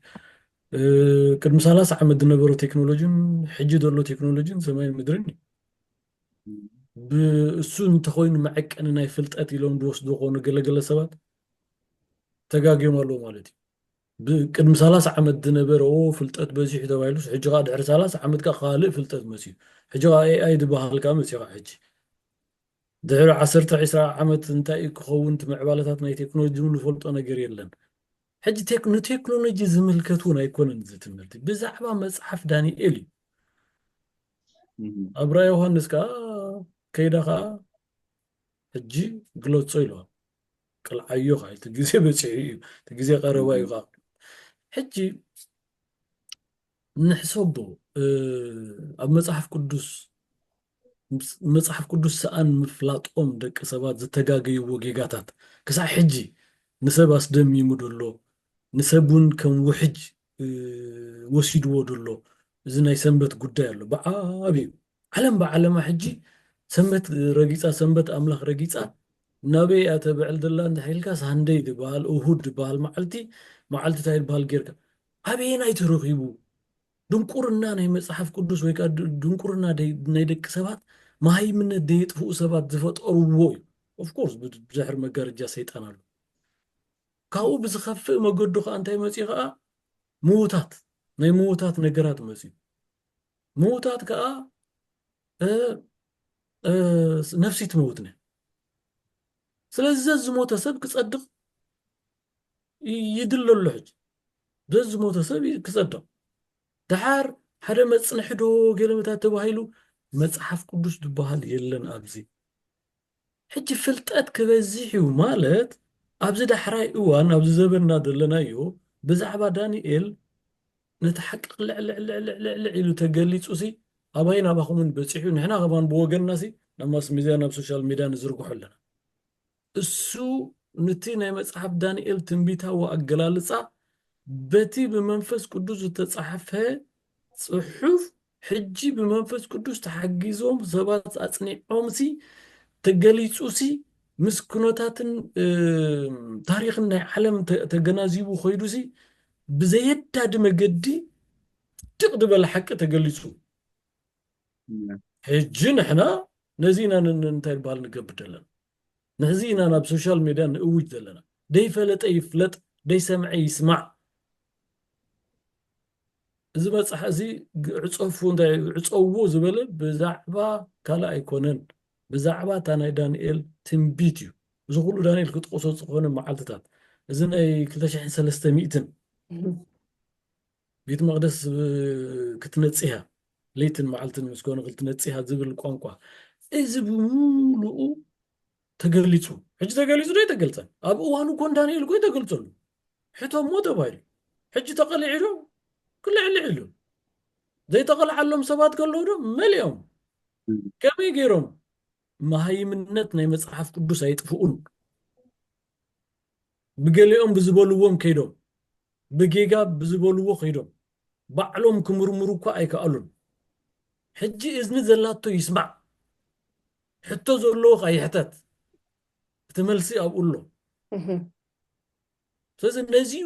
ዳንኤል ዝተባህሎ ነገር ሕጂ ተሓቲሙ ይኮነን ደሎ ሕጂ ተቐሊዑ ሕጂ ታናይ መዝሙታይ ራእይ ዮሐንስ ምዕራፍ 22 ቁጥር 10 ተቐሊዑ ሕጂ ተጋሂዱ ሕጂ ኣምላኽ ይመስገንሲ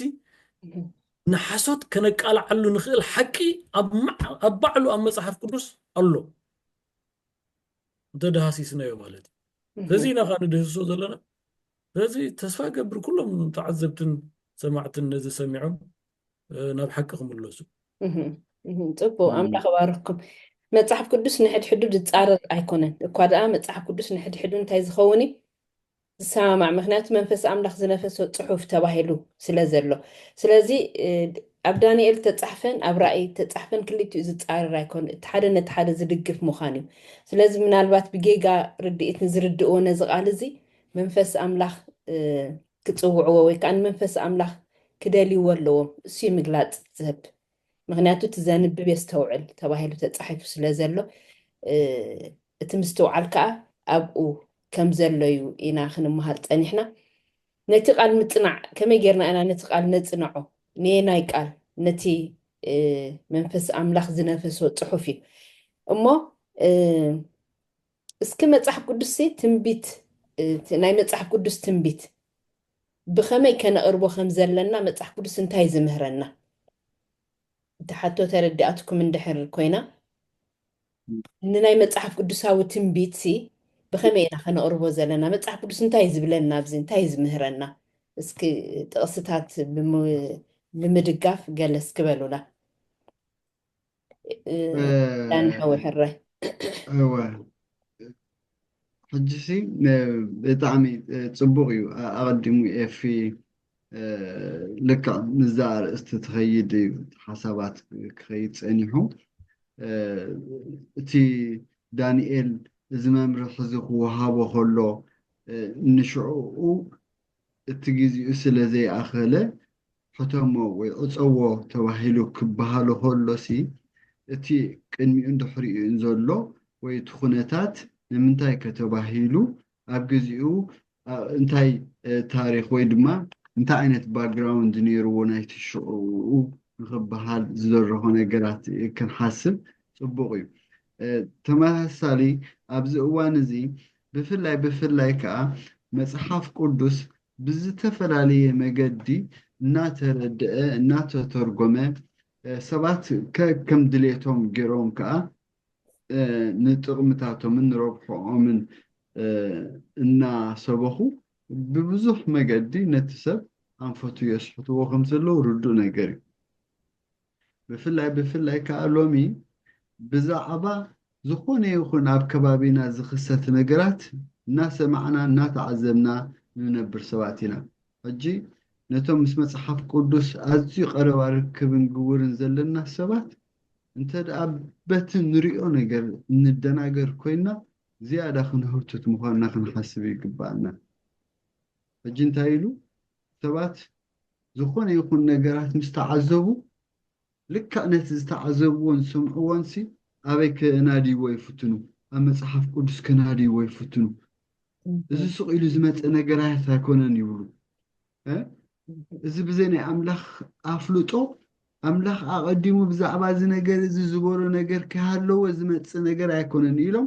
ልክዕ ነቲ ዝተኸስተ ኣበይ ከናድይዎ ይፍትኑ፣ ኣብ መጽሓፍ ቅዱስ ከናድይዎ ይፍትኑ። ሓደ ግዜ ኣነ ሓደ እዋን ሰሚዐ ኣለኹ እዚ ናይ ምዝራብ ቋንቋታት እዚ ብቋንቋታት ምፅላይ ኣብ 1901 እዩ ንመጀመርያ ግዜ ኣብ ቤተክርስትያን ኣብ ሓደ ቦታ ተኣኪቦም እናፀለዩ ከሎሲ ሓንደበት እቲ ከምኡ ዓይነት ሰባት ከንፀባርቁ ጀሚሮም ሽዑ እቲ ከምኡ ዓይነት ምፅላይን ዝተፈላለየ ቋንቋታት ሰባት ክረዳድኡ ዘይክእሎ ዋጭዋጭ ዓይነት ነገር ምስ ተኸስተ ሽዑ ከመይ ደኣሉ እዚ ኢሎም ክብሉ ጀሚሮም። እዚ ገለ ነገርሲ ኣሎ ማለት እዩ ኣብ መጽሓፍ ቅዱስ ኢሎም ርኢ ምስ ኣበልዎ ለካ እዚ እቲ ኣብ ግብረ ሐዋርያት ምዕራፍ 2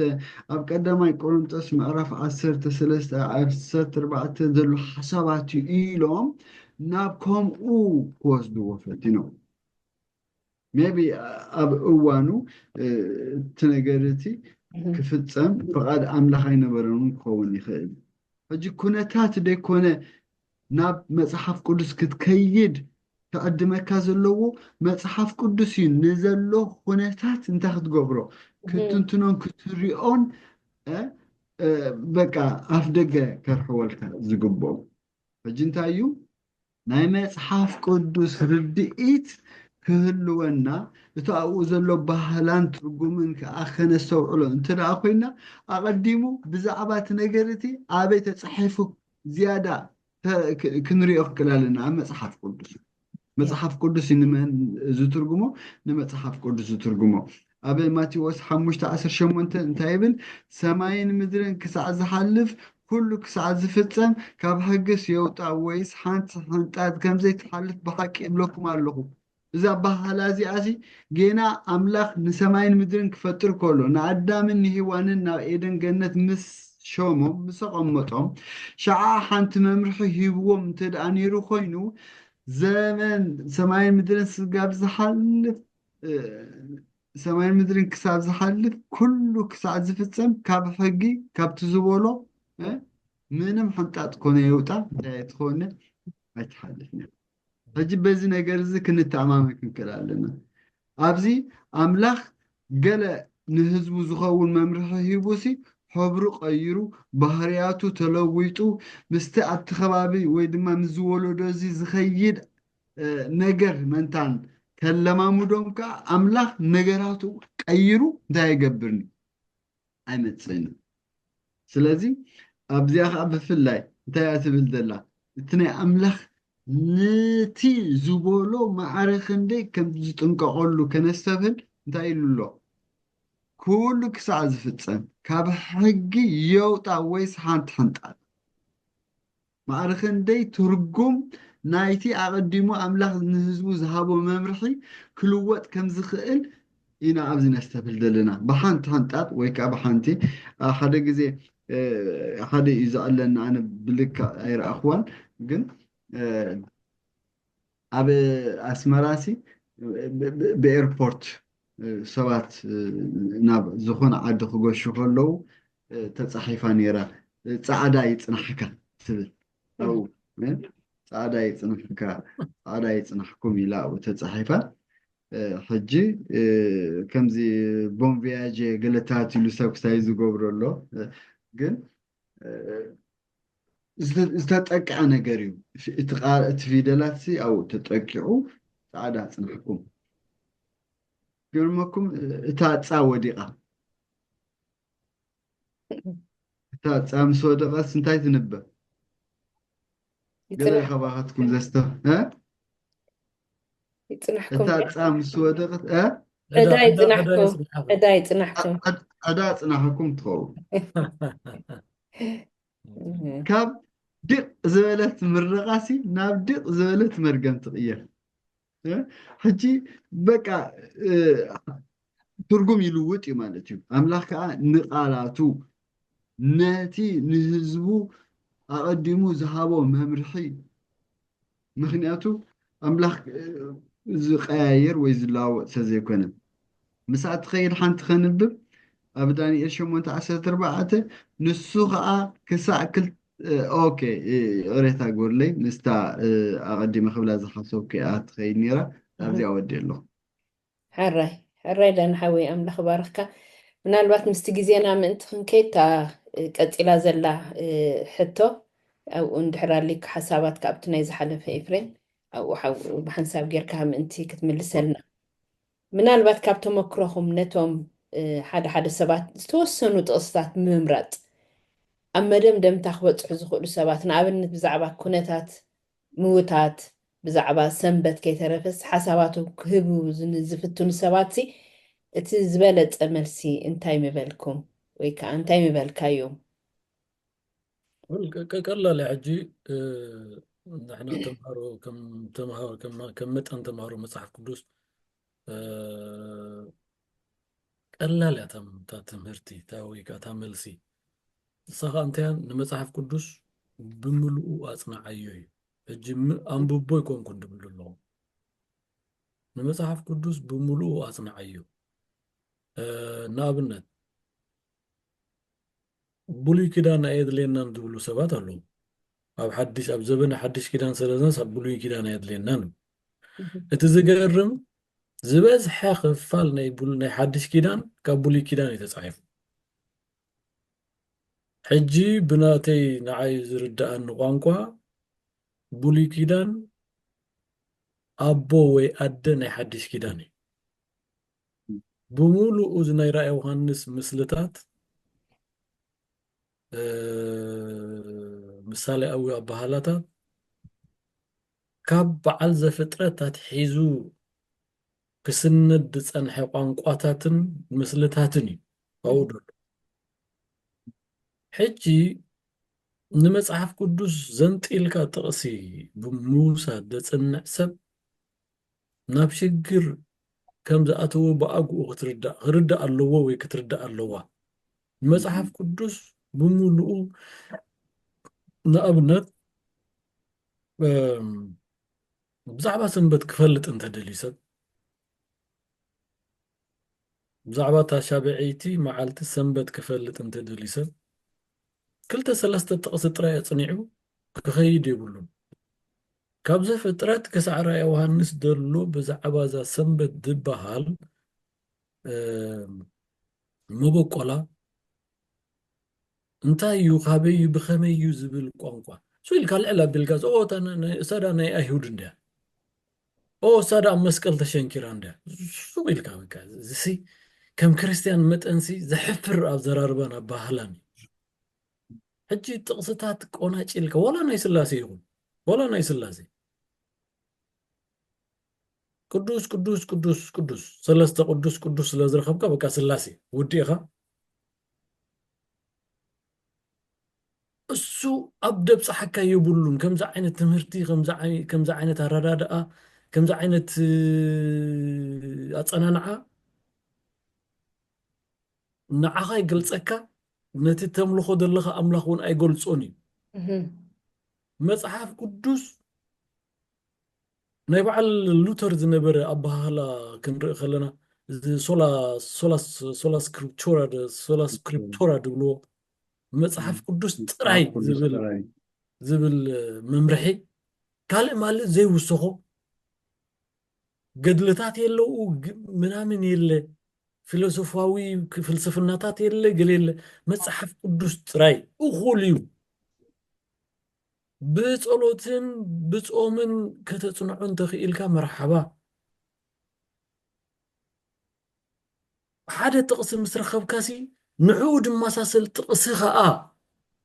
ሕጂ ዘበነ ቴክኖሎጂ ኸማን ኮይኑሲ ንዕኡ ዝመሳሰል ጥቕሲ ማእለያት ይብሉ እዮም ኣብቲ ኣፕስ ዘዳልውዎ ዘሎ ንኹሉ ከተንብቦ ኣለካ ንኹሉ ክትውድኦ ክትፍትን ኣለካ እዚ እቲ ሰናይ ኣጸናንዓ እዚዩ ናብ እቲ እግዚኣብሔር ዝደልዮ ፍልጠት ዘምርሐካ እዚዩ ንርእስኻ እውን ኣብቲ ሓቂ ክትጸንዕ ዝገብረካ ሕጂ እኮ ሰብ እኮ ንገዛእ ርእሱ ኢሉ እዩ እኮ ንድሕነቱ ኢሉ ከምኡታት መጽናዕቲ ክገብር ክኽእል ኣለዎ እምበር ብጥርኑፍ እኮ ምድሓን እኮ የለን ሕጂ ከምኡ እኮ ይኮነን መጽሓፍ ቅዱስ እዚ ንርእሱ ክጽናዕ ዘለዎ ብጥርኑፍ ድጽናዕ ምድሓን የለን ببيت خريستيان درجة وي بهاجر درجة وي بوجل بحبرتسب درجة بخوم أي تصدقني بخوم أي دحنني هذا السيتا حتى زبلتسي نما صحف قدوس ملؤ بملؤ كتصنعوا ألك تقصتات مجاريتك شراريمك أي تخيد أي زبلة حتى زبلة صبو أملاخ باركم مبارنا بتاني مودعتا كيدينا مثالي ودو ويس ቃል በቃል ዝብል ኣሎ እሞ መጽሓፍ ቅዱስ ገዛ ርእሱ ንኽገልጽ ወይ ከዓ ነቲ ንሱ ዝብሎ ባዕሉ ንኽገልጾ እንተደኣ ፈቂድና ኣብ ነፍሲ ወከፍ እዘን ዝስዕባ ማለት መጽሓፍ ቅዱሳዊ ኣዘራርባ ንሕድሕዱ ዓንቶይ ተዛሪብና ነርና መጽሓፍ ቅዱስ ንሕድሕዱ ከም ዘይጋጮ ሓደ ነቲ ሓደ ደኣ እዩ ዝድግፍ ኢልና ነርና እሞ ስለዚ ኣብ መጽሓፍ ቅዱስ ዘሎ ትንቢታዊ ምልክታት መጽሓፍ ቅዱስ ብኸመይ ዝገልጾ ድሓር እዘን ትንቢታት እዚኣተንከ ንምንታይ ከም ዝውክላ እዩ መጽሓፍ ቅዱስ ዝገልጽ ትመልሲ ኣብኡ ስለ ዘሎ ኢና ካብ መጽሓፍ ቅዱስ ንብል ዘለና እሞ እስኪ በት መጽሓፍ ቅዱስ ዝብለና እንታይ ምበልኩም ኣብዚ ኸኒ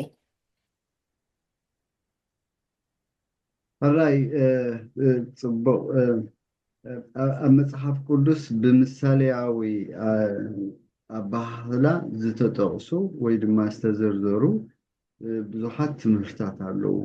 ኢየሱስ ክርስቶስ እኳ ደኣ ኣብዛ ምድሪ እዚኣ ከሎ ከም ዘለዎ እንተደኣ ኢልዎሲ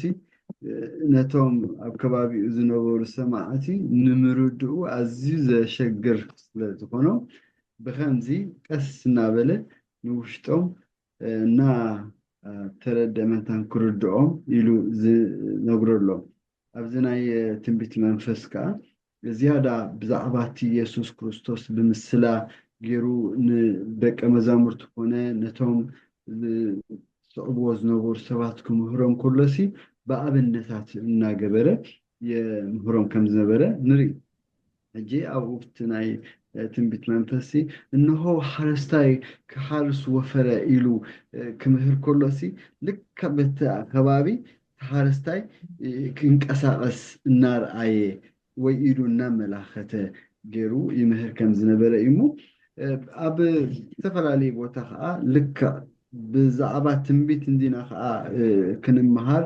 ብፍላይ ከዓ ኣብ ዳንኤልን ኣብ ራእየ ዮሃንስን ዝያዳ ኣተወኪርና ከዓ ኣብዚ ናይ ሎም መዓልቲ እኳ ደኣ ብዙሕ ካብ ዳንኤልን ካብ ራእየ ዮሃንስን ብዙሕ ጥቕስታት ኣንቢብና ኣለና ዝሓለፈ ዳንኤል ኣብ ግዚኡ ነቲ ዝረኣዮ ራእይ ነቲ ዝተዋህቦ ናይ ትንቢት መጽሓፍ ኣብ ግዚኡ ንእዋኑ ስለ ዘይኮነ ነቲ ዝመጽእ ግዜ ስጋብ ፍልጠት እቲ ደረጅኡ በፂሑ ስጋብ ዝትንተን ከጸብዮ ዝተነግረሉ ኣጋጣሚ ኣቐዲሙ ዝነበረ ክስተታት እንተደኣ ርኢና ኣብ ዳንኤል ምዕራፍ 7 እንታይ ትብል ድሕርዚ ብራእይ ለይቲ እንሆ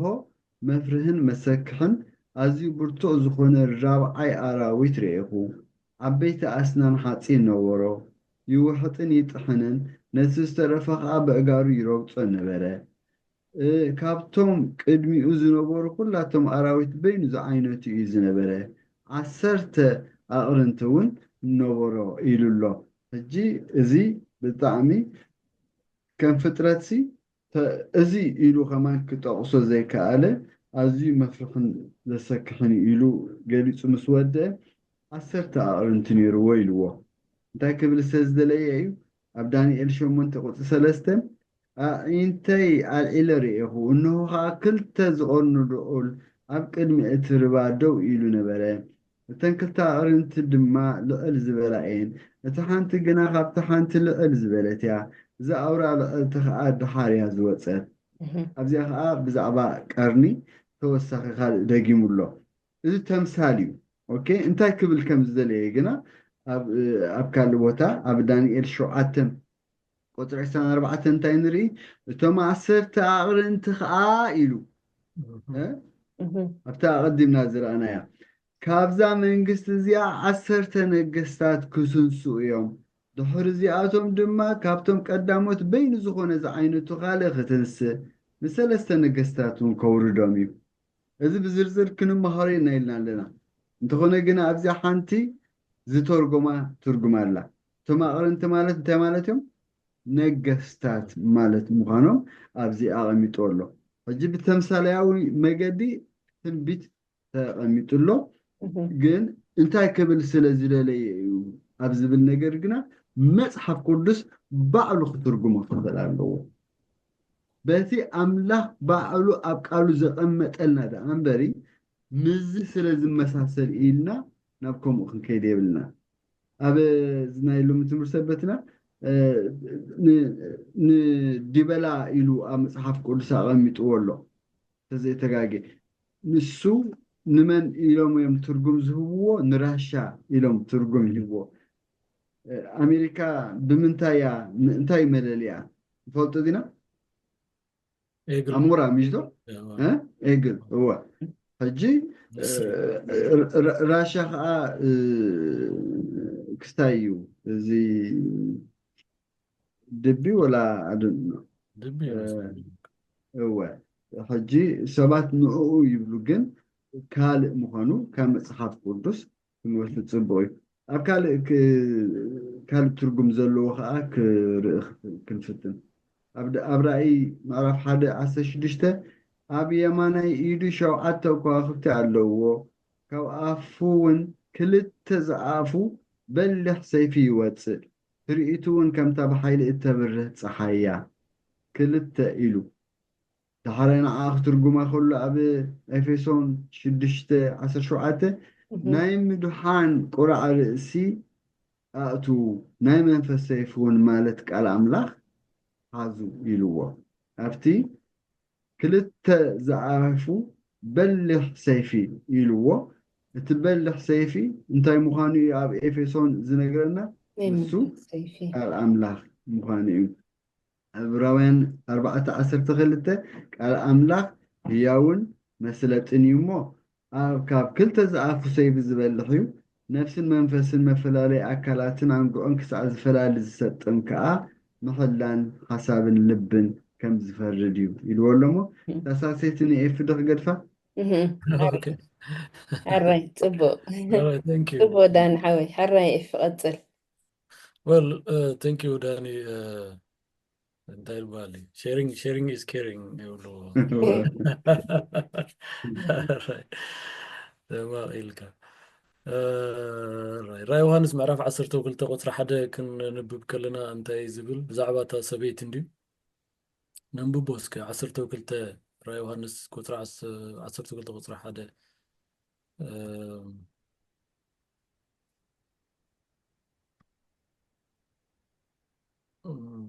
كم ببالك حراي عبيت امرت دما اب سماي ترائي سبيتي ፀሓይ ተወንዚፋ ወርሒ ከዓ ኣብ ትሕቲ ኣጋራ ኣኽሊል 12 ከዋኽብቲ ድማ ኣብ ርእሳ ዘለዋ ተራእየት ሕጂ እዚኣ ሓደ ኣርቲስት ሰኣለለይ እንትትብሎ ብሰበይቲ ገይሩ እዩ ስእላ ሕጂ ካብዛ ጥቕሲ እዚኣ ክውሰድ ከላ ማለት እዩ ብሰበይቲ ገይሩ እዩ ክስእላ ሽዑኡ ፀሓይ ተወንዚፋ ወርሒ ኣብ ትሕቲ ኣጋራ ኣኽሊል 12 ከዋኽብቲ ድማ ኣብ ርእሳ ዘለዋ ዝብል ነገር ይጻባ ብመሰረቱ ግን ሰበይቲ እያ ናይ ሰበይቲ እምበር ሰብኣይ ኣይስእልን እዩ እዚ ወይ እንስሳ ኣይስእልን እዩ ሰበይቲ ሕጂ ከምዚ ዳንቕብሎ ድፀና መፅሓፍ ቅዱስ ባዕሉ ክገልፆ እዩ እንታይ እያ እዛ ሰበይቲ እዚኣ ይብል ትፀናንዓ እንዲና ንምሃር ዘለና ሕጂ መፅሓፍ ቅዱስ ከመይ ጌርካ ኢኻ ተፅንዖ ንትንቢታት ከመይ ጌርካ ኢኻ ተፅንዖ ባዕልኻ ዶ ልጥፍ ልጥፍ ልጥፍ ተብሎ ዘዝመፃልካ ከምዚ ዳኒ ዝበሎ ራሻ ናይ ድቢ ታይባ ስለ ዘለዋ ኤርትራ ናይ ገመል ስለ ዘለዋ ገመል ኣይተጠቐሰትን እምበር እንታይ ኢኻ ክትብል ኢትዮጵያ ከዓ ኣንበሳ ኣለዋ ገለ ሒዙ እዚ እቶም መንግስታት ባዕሎም ዝመረፅዎ ነገራት እዩ መፅሓፍ ቅዱስካ ካኻልእ እዩ ብከምዚ ኮይኑ ነቲ ዘይምርመር ኣምላኽናሲ በዚ ስጋ ዝመልኦ ውሱን ኣእምሮ ኢሳያስ ዝገርመኒ እኮ ጠቂሱ ደሎሲ ኣሕዛብ ብምሉኦም ኣብ ቅድሚ ኣምላኽ ከም ምንታይ እዮም ከም ነጥቢ ማይ ኣብ ዕትሮ ኮይ ኩሉ ህዝቢ ዓለም እኮ 8 ቢልዮን ዋላቶም ቅድሚ ሕጂ ዝሓለፉ ክንደይ ሚልዮናት ቢልዮናት ነይሮም ተደማሚሮም ኣብ ቅድሚ ኣምላኽ ከም ሓንቲ ነጥቢ ኣብ ዕትሮ እዮም እንድሕር ተባሂሉ ፍልጠት ናይ ደቂ ሰብ ክሳዕ ከመይ እዩ ማለት ከመይ ማለት ናይ ሓደ ሰብ ፍልጠት ናይ ሓደ ተመራማራይ ፍልጠት ኣብ ቅድሚ ኣምላኽ ክንዲ ምንታይ ማለት የለን በቃ ኤግዚስት ኣይገብርን እዩ የለን እንቺ ወይ ነብራ ዮሐንስ 21 ቁጥሪ 2 ከኣስክንኸ 21 12 እዛ ሰበይቲ እዚኣ ስመን እያ ዮሐንስ 21 12 2 ሕጆትን ብብለይ ተቕለኹ ቀዲም ኣራይ እታ ቅድስቲ ከተማ እታ ሓዳስ ኢየሩሳሌም ንመርዓዊ ኢላ ከም እተሰለመት መርዓት ተዳልያ ካብ ሰማይ ካብ ኣምላኽ ትወርድ ከላ ርኢኹ ካልእ ሰበይቲ ምሽ ማለት ከምንታይ ኮይና እዩ ዝብለ ደሎ ሓዳስ ንመርዓዊ ኢላ ከም እተሰለመት እወት ሕጂ ንመርዓዊ ኢላ ትስለም ስመን እያ መርዓት እያ ሕጂ ሰበይቲ እያ ሕጂ ከዓ ንሓደ ኣርቲስት ኣላ እንድሕር ኢልካ ሰበይቲ ይኽስል ወይ መርዓት ይኽስል ብዝኾነ ጓል ኣንስተይቲ ይኽስል ሃራይ ክንቅፅል ኢና ኤፌሶን 5:31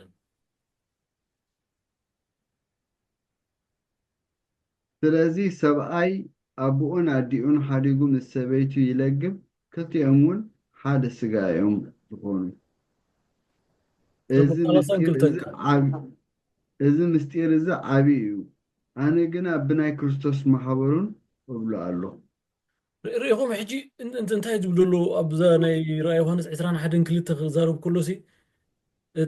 ነታ ቤተ ክርስቲያን ነታ ሰበይቲ ንመርዓዊኣ ከም ተዳለወት ገይሩ እንድዩ ዝገልፃ ዘሎ ሕጂ ኣብዚ እንታይ እዩ ዝብል ዘሎ ነቶም ክርስቲያናት ክዛረቦም ከሎ ሃዋርያ ጳውሎስ ኣብ ኤፌሶን ከዓ ኣነ ግና ከም ክርስቶስ ሰብኣይ ንስኹም ከዓ እታ ሰበይቲ እዩ ዝብሎም ዘሎ ሕጂ እታ ማሕበር እታ ሰበይቲ እያ ትኸውን ደላ በቃ ግልጽ ብዝበለ መገዲ መጽሓፍ ቅዱስ ባዕሉ ብባዕሉ ክገልጽ ከሎ ሕጂ እዚኣ ግን እታ ናይ 12 ራእይ ዮሃንስ 12 ሓደ ሰበይቲ ክልተ ንስቲ እንተጠቒሰን ደሎ ኣብ መጽሓፍ ኣብ ራእይ ዮሃንስ ኣብዛ ናይ ሕጂ መጽናዕትና ክልተ ንስቲ ኣሎ እታ ሓንቲ ክርስቶስ ዝማእከላ ቤተ ክርስቲያን ትውክል ሰበይቲ እታ ሓንቲ ካልእ ሰበይቲ ኣሳኻ ሕጂ ነዚታት ከመይ ጌርካ ተጽንዖ መጽሓፍ ቅዱስ ብመጽሓፍ ቅዱስ ካልእ ዝበሃል የለን ዓቕሊ ትገብር መጽናዕቲ መጽሓፍ ቅዱስ ብሓባር ከተጽንዕ ትኽእል ንበይንኻ ከተጽንዕ ትኽእል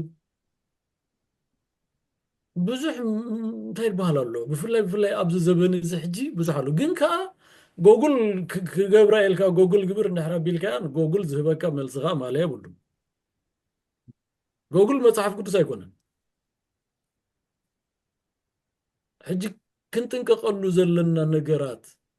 ድማ ኣሎ እዩ ጎኑ ንጎኑ ማለት መጽሓፍ ቅዱስ እንድሕዳ ኮይኑ መጽሓፍ ቅዱስ እዩ ኮንኮርዳንስ መቸም ትግርኛ ተዛረብቲ ስለ ዝኾነ ሕጂ ትግርኛና ቁሩብ ፅብብ ዝበለ ነገር ክህሎ ክእል እዩ እቲ ቋንቋ እቲ መጽሓፍ ቅዱስ እውን ክልተ መጽሓፍ ቅዱስ እየን ዘለዋና እታ ሓዳሽ ሕታምን እታ ናይ ቅድም ሕታምን ንዕአን እውን ብሓንሳብ ኮፍ ኢልካ ክልተን ገንፂልካ እናገናዘብካ ከተፅንዕ ቋንቋ እንግሊዝ ትኽእል ተኾንካ ቋንቋ እንግሊዝ ወሲኽካ ስለምንታይ ካብ ትርጉም ናብ ትርጉም እውን ገለገለ ናይ ቃላት ፍልልያት ክህልዎ ስለ ዝኽእል ኣምሓርኛ ትፈልጥ ተኾንካ ኣምሓርኛ ቋንቋ ግሪክ ትፈልጥ ተኾንካ ቋንቋ ግሪክ እንዳገበርካ ስለምንታይ እቲ መበቆል ናይቲ መጽሓፍ ቅዱስና ካብ ዕብራይስጢ ድሓር ከዓ ግሪክ ድሓር እንዳበለ እዩ ዝኸይድ ድሓር ጀርመን በዓል ፈረንሳይ በዓል ዓዲ እንግሊዝ በዓል ከምኡ እንዳበለ እዩ ዝኸይድ ሕጂ ናይ ቋንቋ ሽግር እውን ከም ከጋጥሞ ከም ዝኽእል ፈሊጥካ ከተፅንዕ ከለኻ ብከምዚ ዓይነት ኣገባብ መጽሓፍ ቅዱስ ብመጽሓፍ ቅዱስ ብምግባር ጥራይ እዩ ምናልባት ናይ ኤርምያስ 6:2 ኣንቢብና ክንውድእ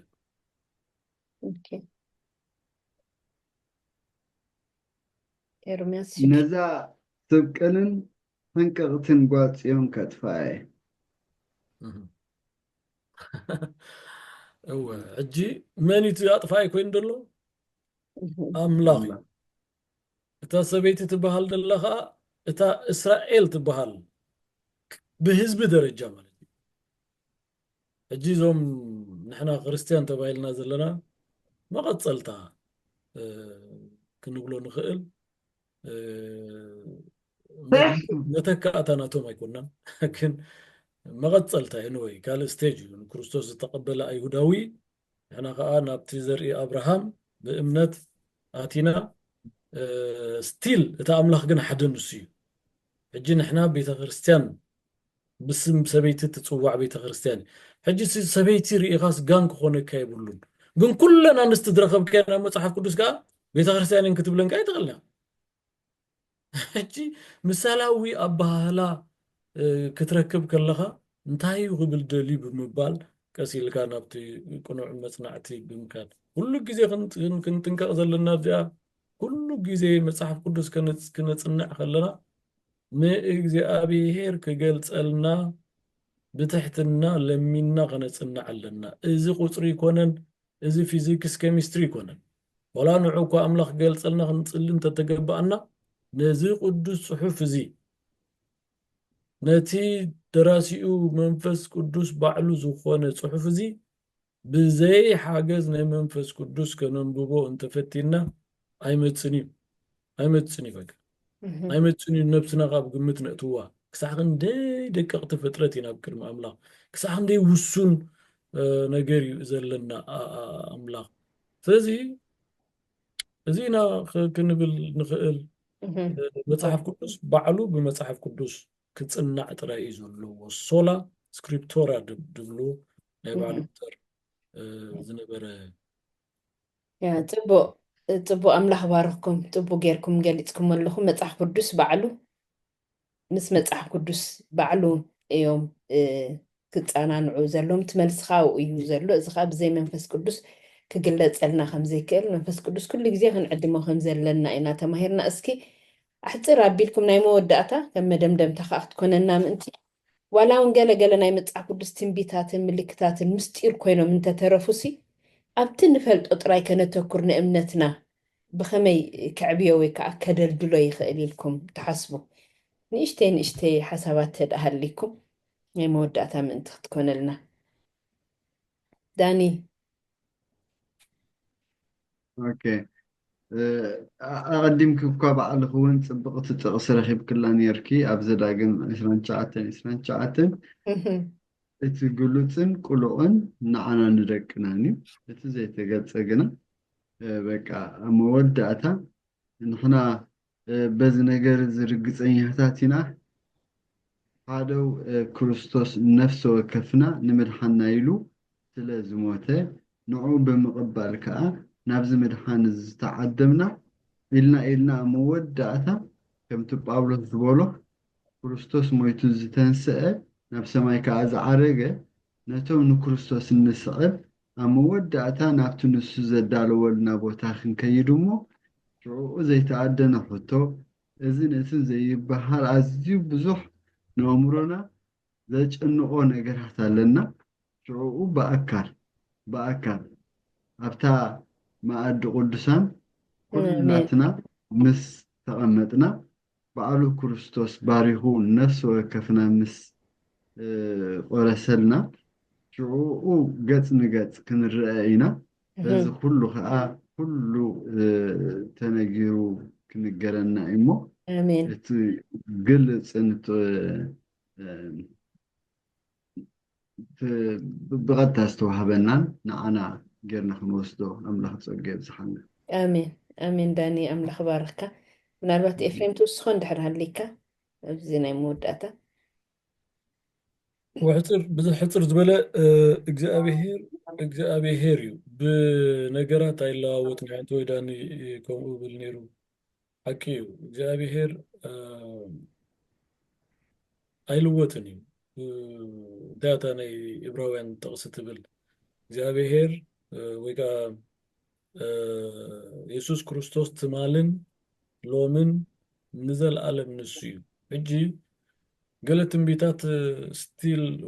ምስጢራት ክኾኑ ይኽእሉ እዮም እዎ ክኾኑ ይኽእሉ እዮም ንሕጂ ዘይርድኡካ ክኾኑ ይኽእሉ እዮም ናይ ዓለም ነገር እውን ጋን ክኾነካ ክእል እዩ ፈተና ምስ በርትዓካ ንምንታይ ዝብል ጥቕሲ እውን ወይ ሓሳባት እውን ክመፀካ ክእል ንምንታይ ከም ዝኸውን ገለገሊኦም ኩሉ እዚ ምድሪ እዚ መልሲ ክንረኽበሉ ደይንኽእል ክንከውን ንኽእል ኢና መፅሓፍ ቅዱስ እውን ናይ ኩሉ መልሲ ኣዳሊልና ደይ ክኸውን ይኽእል እዩ ስንክሳራት ነገራት ክህልው ይኽእሉ እዮም ይኹን እምበር ሕጂ እውን ኢየሱስ ክርስቶስ ትማልን ሎምን ንዘለኣለም ንሱ እዩ ኣይቅይርን ኢልና እቲ ናይ ኤርምያስ ዓንተወይ ዘንበብናዮ ንዓ ክደግማ 23-24 ጥበበኛ ብጥበቡ ኣይተሓበን ሃያል ከዓ ብሓይሉ ኣይተሓበን ሃብታም እውን ብሃብቱ ኣይተሓበን ይብል እግዚኣብሔር ዝሕበንሲ እዚ እዩ ባህ ዝብለኒ እሞ ኣነ ኣብ ምድሪ ምሕረትን ፍርድን ፅድቅን ዝገብር እግዚኣብሔር ምዃነይ ብምስትውዓሉን ብምፍላጡን ዳ ኣይተሓበን ይብል እግዚኣብሔር ያው እግዚአብሔር ሕቶ ድባል ክህልወና የብሉን ነገራት ይምልኡ አይምልኡ ደበና ይሃሉ አይሃሉ እቲ ጉድጓድ ማይ ይምላ አይምላ ብዘይ ይገድስ እግዚአብሔር ኣብ ምልክት ሕቶ ካኣቱ የብሉን ወላ ምርር ተበለካ ኣብ ትሕቲ ቁፅፅር ኢኻ ካብ ቁፅፅሩ ድወፅእ ነገር የለን ርግፀኛ ንኹላትና ዝተናኸፈና ጉዳያት ኣሎ ክሳዕ መዓስ ይዚ ስለምንታይ እዩ ዝብል ቋንቋታት ይመጽ እዩ መብዛሕትና ፈተናታት ኣሎ ከምኡ ይመጽ እዩ ግን ሓደራ ካብ ነፍሰይ ጀሚራ ሓደራ ክኾነና ዘሎ እግዚአብሔር ወን ሓደራ ዝብለና ኣነ ኣይልወጥን እዩ ኣሜን ብኸምዚ ክንተኣማመን ኣለና እግዚአብሔር ከዓ ፈቃዱ እዩ ከምኡ ክንገብር እሞ አምላኽ ይመስገን አሜን አሜን አምላኽ ይመስገን ንዓኹም ከአምላኽ ኣዝዩ ይባርኽኩም ብሓቂ ግሩም ዝኾነ ትምህርቲ ኢና ክንረክብ ፀኒሕና እሞ ንኣምላኽና ከኣዝና ነመስግኖ ስለቲ ዝነበረና ግዜ እምበር መደብና ኣብዚ ክንወዲእ ኢና እሞ ናይ መወዳእታ ፀሎት ሓውና ዳኒ ፀሎት ግበረልና እሞ ፀሎት ጌርና ክንውድእ ንጸልይ ቅዱስን ብሩኽን ኣቦ ዘለዓለም ትነብር ኣብ ዘይቅረብ ብርሃን ትሰፍር መላእኽቲ ኩሉ ግዜ ንዓኻ ዘኽብሩን ዘገልግሉን ብግርማ ብክብሪ ብዕቤት ብስልጣን ብምሕረት ኣዝኻ ሙሉእ ዝኾንካ ኣቦ ነመስግነካ ኣለና ከምቲ ክንባሃሎ ፀናሕና እስኻ ኣይትልወጥን ኢኻ ካብ ጥንቲ ካብ ዘለዓለም ህያው ኢኻ ትመርሓናን ተኣልየናን ትዳንየናን ኣለኻ ተመስገን ሞ እግዚኣብሔር ኣቦይ ስለተዛረብካና ስለዝመርመርካና ናብቲ